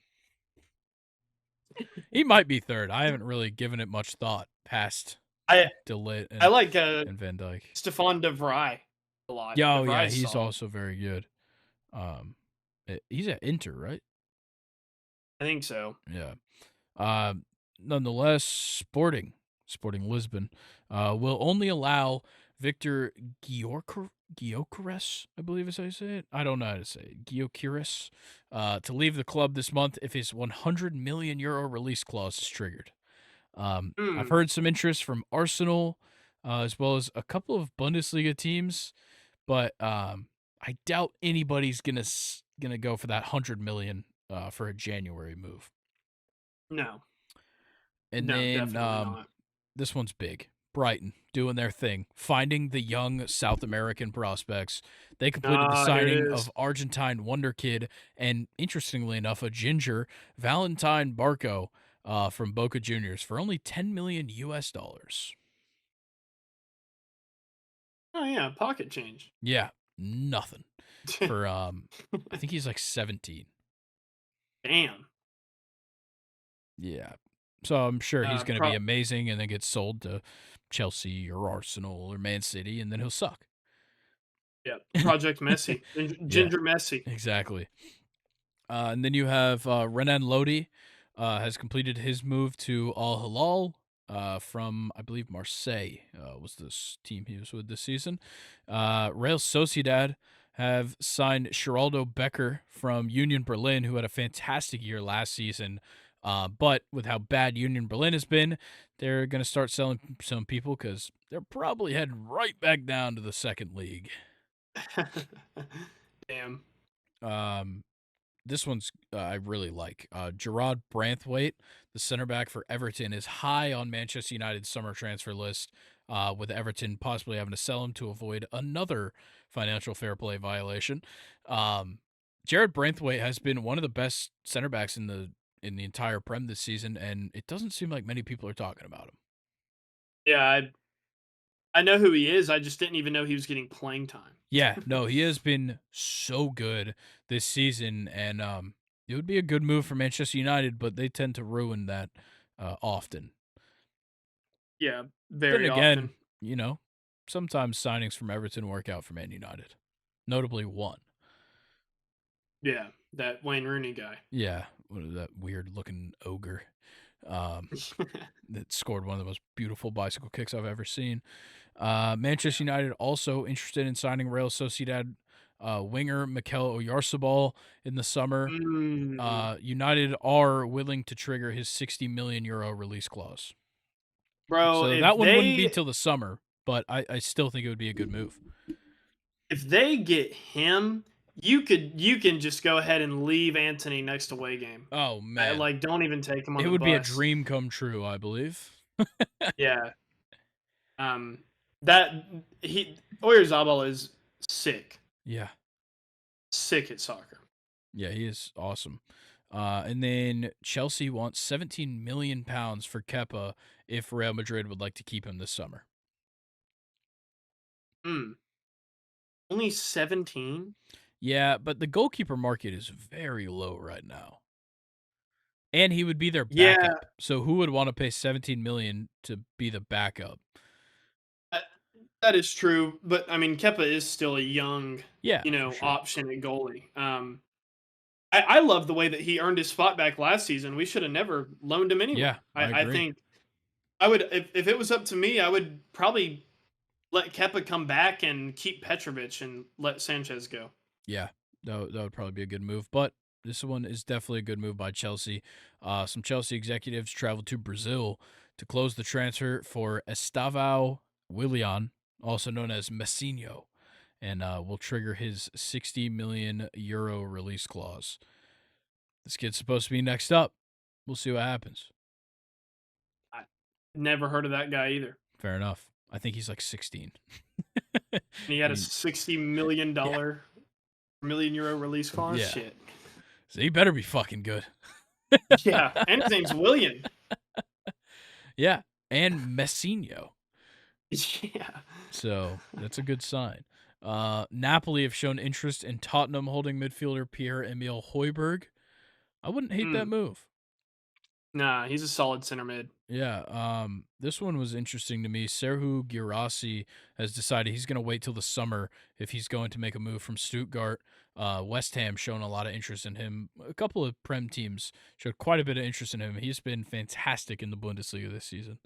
Um, this one interesting. I know you'll be interested in this one. Al Ittihad are working on a deal for Angel Correa, and if he is sold, Atletico Mm. Madrid would be interested in a move for Thiago Almada. Oh, wow. Yeah, Almada's been Yeah, I getting mean, some big time interest from what I'm seeing. yeah, he's. I think Almada's ready personally. Yeah, and he's also as He, good as gone. yeah, yeah. Oh man, what a player! Yeah, he is amazing Yeah. for Atlanta Happy to United. say I've seen him live before he, Nice. departed. But yeah, that guy is he's awesome. Yep. And then yeah, oh, here's a player that Chelsea sent on loan. Burnley have completed their loan move for David Datro Fofana. Oh, so we brought him back just to loan him Yeah, we again? brought him back from so you brought him back from Union Berlin because why have him there if they're gonna suck? Um Yeah. and now you just get to face him at some point in the season, probably. Oh, perfect. Newcastle may have to sell Alexander Isaac to stay on the right side of financial fair play rules, which we kind of already talked about. And that brings me into a couple of the situations, as I have called them here. So, yeah, we'll start with Jordan Henderson. That situation is interesting. So, signed for Al Attifaq 6 months ago after being convinced to play with former teammate Steven Gerrard. And in his contract, he deferred all of the money to later years to avoid UK taxes for 2023. All right, Mm. whatever. Well, he realized he made a big mistake and he wants out. And he's yet to receive a penny from Al Attifaq because of those deferrals. And he may actually owe them bonuses because now he has, um, what I don't even know what the term would be, but his contract is done. He has told them he wants to breach his contract or whatever and go to Ajax just to escape from Saudi Arabia. He's going to take a 75% pay cut, but it's a big part of this decision is that he said he needs to play meaningful games to be selected for England's Euro squad in this summer, and he doesn't feel like he can do that in Saudi Arabia. Meanwhile, his manager and former teammate, Steven Gerrard, received a contract extension. So throughout all this shit, that pops up. So, yeah, Jordan Oh Henderson man. has finally become, I guess him and Hota have been the first two to realize that maybe going to Saudi Arabia for a shitload of money isn't as good as it seems. Yeah. Considering Hota fucking retired to get out of his contract, and he's like 21 years old. Oh man. Yeah, this Jordan Henderson situation Dang. is fucked up, and I get now he's going to Ajax. That's pretty cool, but it makes you wonder why he left Liverpool in the first place. Yeah, that's kind of what I'm thinking. I'm sure Liverpool just kind of wanted to move away from him, and maybe he thought to himself, "I don't want to play for any other team in Europe except for Liverpool." Until he realized, it's not This all place about the sucks. money. Yeah, what the fuck am I doing here? I can't even read a menu. Yeah, that is I've been probably here an for issue. 6 months and I still Yeah, can't order food. yeah, that's definitely an issue. I'm sure they gave him a translator, but I'm sure that is a problem. So now let's get into the Jesse Lingard situation. So he's been a free agent Oh since the boy. summer window opened, and he's been talked about endlessly. Every single team in the Prem. I've been hearing some real random teams throughout Europe, but he's still yet to sign for a team. Earlier this week, I think it was on Monday, he fired his whole representation. So his agent, publicists, everything fired. Holy fuck. Then he offered himself to Barcelona, told Barcelona that he would like to play for them. That's interesting. And Yeah. he has since hired new representation, and they're looking into him making a move to the MLS. Wow. Went from Barcelona to the MLS. Yeah. Then again, Actually, you know what? I'm going to take this moment right now. Um, Barcelona, I know you're in a bad financial state. You could sign me for 500,000 over 20 years. I will gladly come and live in Barcelona, Spain. That Yeah. works for me. Damn. Um, That and would work for also me too. you can fire Xavi. Oh my god. That's a whole nother thing. That's the next thing on the list. So, we're going to That's talk a little bit about Barcelona's financial situation first, though. So, it's possibly the worst time for somebody like Jesse Lingard to offer themselves to Barcelona because they have no fucking money. And it's to the point that they're going to be selling 49% of Barca Studios, which I don't know if you remember this, might sound familiar because a couple years ago they did the same thing. They sold 49% of Barca Studios for 200 million euros. This is the second time they're doing it, which sounds kind of weird because they previously it sold it does. to three companies. It's Orpheus, Socios, and Libero, and that allowed them to register players, and then those three companies never paid them. So they were just owed 200 million by these companies and they just never paid them. So now they're Wow. selling it again just to get some money, and so they have no money at the moment, and the locker room is absolutely turned on club legend Xavi. Xavi said that if Joan Laporta, the president of FC Barcelona, decides to sack Xavi at the end of the season, he will waive the rest of his salaries because he doesn't want to hurt the already bad financial state of the club. But Wow. meanwhile, Xavi's pleading for his job right now from sporting director and also club legend Deco. But there are already talks about potential candidates. First on the list, Mikel Arteta, who definitely is not leaving Arsenal at the moment. But Nah, I the don't think other so. is Bologna manager and former Barcelona and PSG midfielder Thiago Motta. Oh yeah. That would be an interesting move. I would like that. Yeah. Yeah, that's crazy about Barcelona. It's Yeah. like it baffles me because it's you think about it, you're like you literally lost Messi over this, and you still haven't gotten it figured out. Yeah. Messi's been on two Uh, teams now. yeah, and it was very very clear that Messi didn't want to leave. Um, Yeah. that's crazy. And Barcelona could have. It's such a draw for players as well, but they can't buy anybody. Yeah. It's yeah, That's why they keep shitty signing situation for them. players on freeze. Yeah, Well, and that's like all they they can they do. had to. We might have talked about it last week. I might have just skipped over it, but Yao Felix, when he went on loan there, they literally like his salary was nothing because they couldn't at the time they couldn't have registered him if they had his salary at what they wanted to pay him. So they had to wait a few months, and then they raised his salary by 500%. Wow, Yeah, it's insane.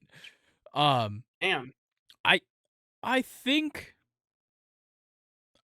for honestly for Barcelona's sake, you should probably wait until the end of the season to sack Xavi. You're not going to get relegated. Like that's not a fucking problem. You'll probably make the Europa League or something if you're really that bad. I'm trying to see where do they sit right now. That's what I was just about to check. They are in Fourth. fourth. They're in the Champions League at the moment. They're ahead of Atletico Madrid. It's just that Girona and Bilbao have been insane this season. Um, Yeah, but yeah, I think your best chance is to just wait and let Xavi waive the rest of his salaries. It'll help you out, give you time to scrounge up a little more money, and then possibly sell off a couple of guys, bring a couple of guys in, and just try and figure this shit out. yeah, because it's bad. Yeah, it's bad. Next thing, we'll just talk about it real quick. Jose Mourinho was sacked by Roma, and then they Mm. hired Daniele De Rossi to replace him as their manager. Oh, I Yeah, I loved him whenever he yeah, played. he was awesome. Yeah, I sucks for Mourinho though. I don't know if you saw, but he was crying leaving the Yeah, stadium. He got a big reception too. And that's my favorite manager of all time. I love Jose Mourinho. yeah, he I is absolutely love him. great. Um, Well, Luke, we spent quite a bit of time on transfer news, like I anticipated. So why don't we go ahead and get into questions time? Nathan, hit us Woo! with some more questions, and let's just go ahead and get into them. Um, Let's do it. would it be harder to get a base hit in the MLB or score a goal in the Premier League? Oh, much harder to get a base hit. I mean, that's I don't know. I pitchers are think it'd be very hard to elite. score a goal in the Premier League. It would be, but hitting a base. Well, see, this is where we're supposed to disagree. He's turning us I against know. each other, I Grayson, know. because I'm a soccer player and you were a baseball player, And or we I think was a the soccer each player. other's respective sports would be harder. Yeah. Which makes sense. Yeah. No, look, I think the problem is in baseball, yes, of course, it is extremely fucking difficult to hit a baseball. And for a regular person, it's still going to be extremely difficult for you to hit a baseball. But to score a goal in a Premier League game, first of all, you have to have the fitness to even get up and down the field to go, get into a position to score. It's hard enough to get into the position to score. You have to have the proper technique. You have to be able to keep possession of the ball. Like, there's so many other exterior factors. When it comes to getting a base hit in baseball, who's the pitcher and, how well can I see the ball? Because, like, you're going to get lucky at some point, and you're going to, tip something off the end of the bat right over the first baseman's head. I don't know if you can just luck your way into a goal in the Premier League.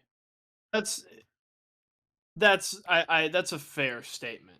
But at the same time, though, like for me, dude, if I tip a baseball, it may not even make it to the pitcher. Which might be in your favor. Yeah, it could be if I could try to beat it out. But I don't know. I like my chances scoring a goal more than I would, bet on myself hitting off of a Premier League pitcher, an MLB pitcher. Nice. All right. Well, let's get into the next one then. Would you rather your team get Erling Haaland or Kylian Mbappe? I actually would take Mbappe. I can't really decide. I obviously, like, they're both great young strikers. They play very different. And I think, at least for Newcastle's sake, Holland is probably the better fit. At least just because he's bigger, physical, um, much more of like he'd be much better on set pieces rather than just like one-on-one counter-attacking play that Mbappe Which is he much still better can at. do.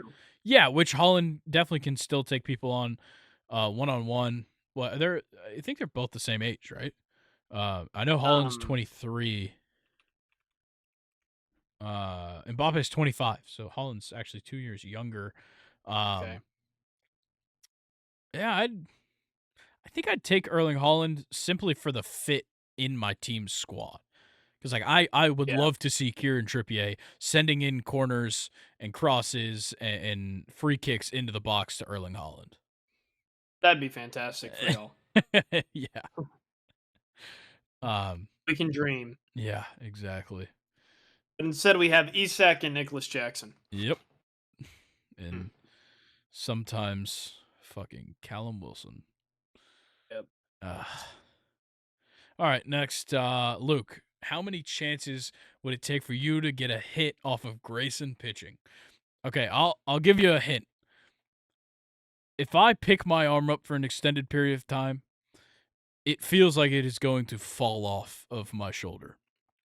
So I'm going to get fatigued very fast. I'll just let you in on that. And if I throw hard once, it's shot. Uh, if you're actually pitching, because I've done BP with you, Yeah, and or BP is I not was the actually batter, pitching. which is not actually pitching. I would I would give myself no more than 30 pitches I appreciate to that. finally get a a hit off of you because I would struggle. I've actually never had somebody pitch to me before. Fair enough. So Okay. Yeah, I think I'd like my chances. I think I could get you to swing at stuff. That'd be my best chance. It wouldn't yeah. even be like accuracy or like throwing it too hard. It's just the fact that I could probably get you to swing at shit that is just not what you should be swinging at. Exactly. I mean, I wear glasses for a reason. Fair enough. All right. Oh man. Okay, so this flips it on me. How many chances would it take me? So I guess I'm asking this question myself. How many chances would it take me to score on you one-on-one in soccer?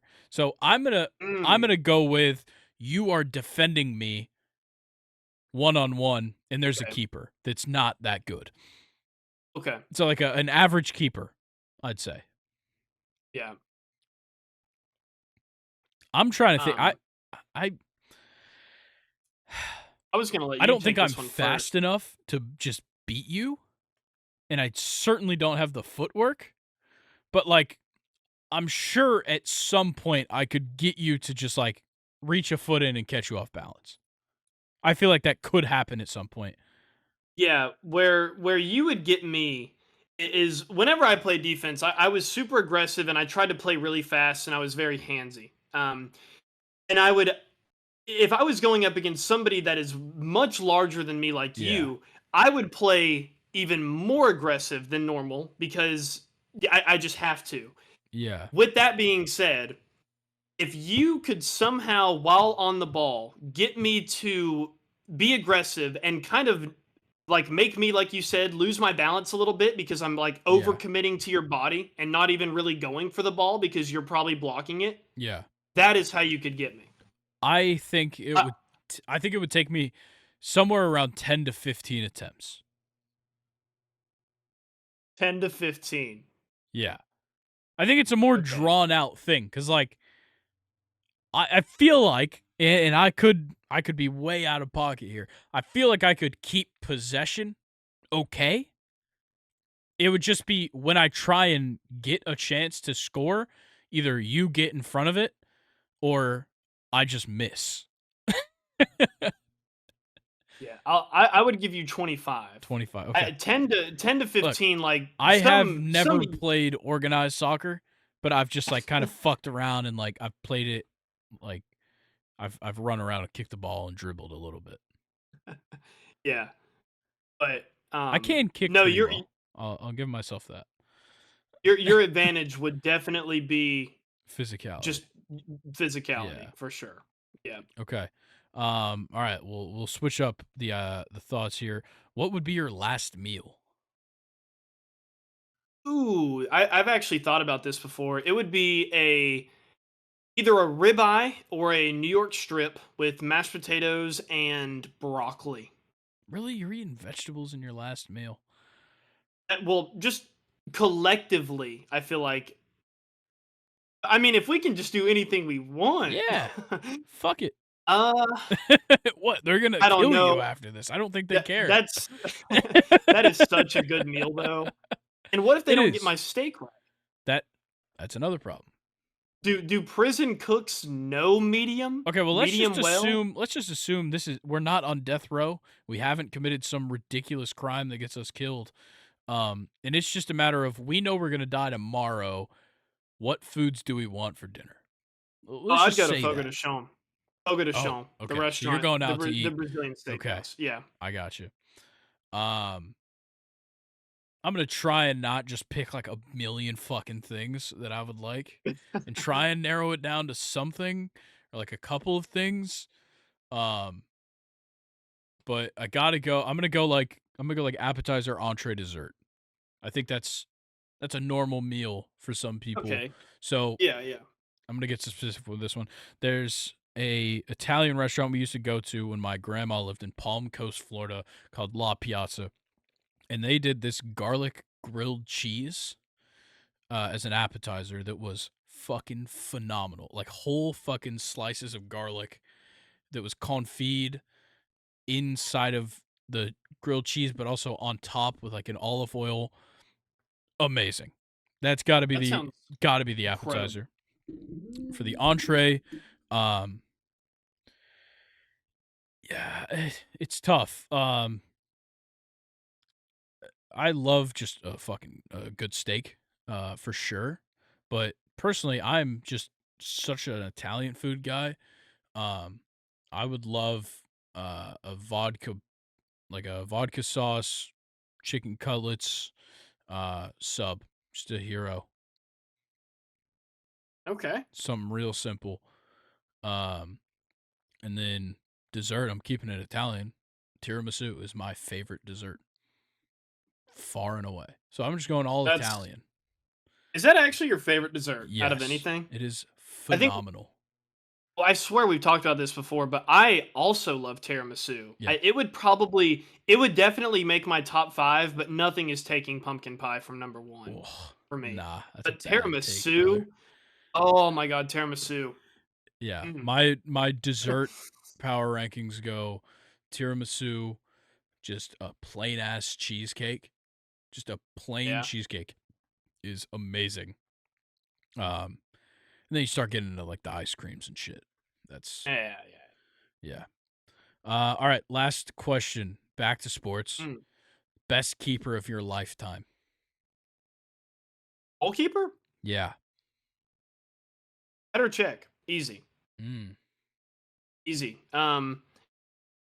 I think for me, at least in the time that I've watched soccer, Manuel Neuer was the guy because it was like I got into soccer in like 2015 and then or like 2014, 2015. So it was like 2014 World Cup, Manuel Neuer, insane. Um, Yeah. you just kind of go down the list from there, and it was just like he was the best keeper in the world for the first like 4 to 6 years I was watching soccer. So Yeah.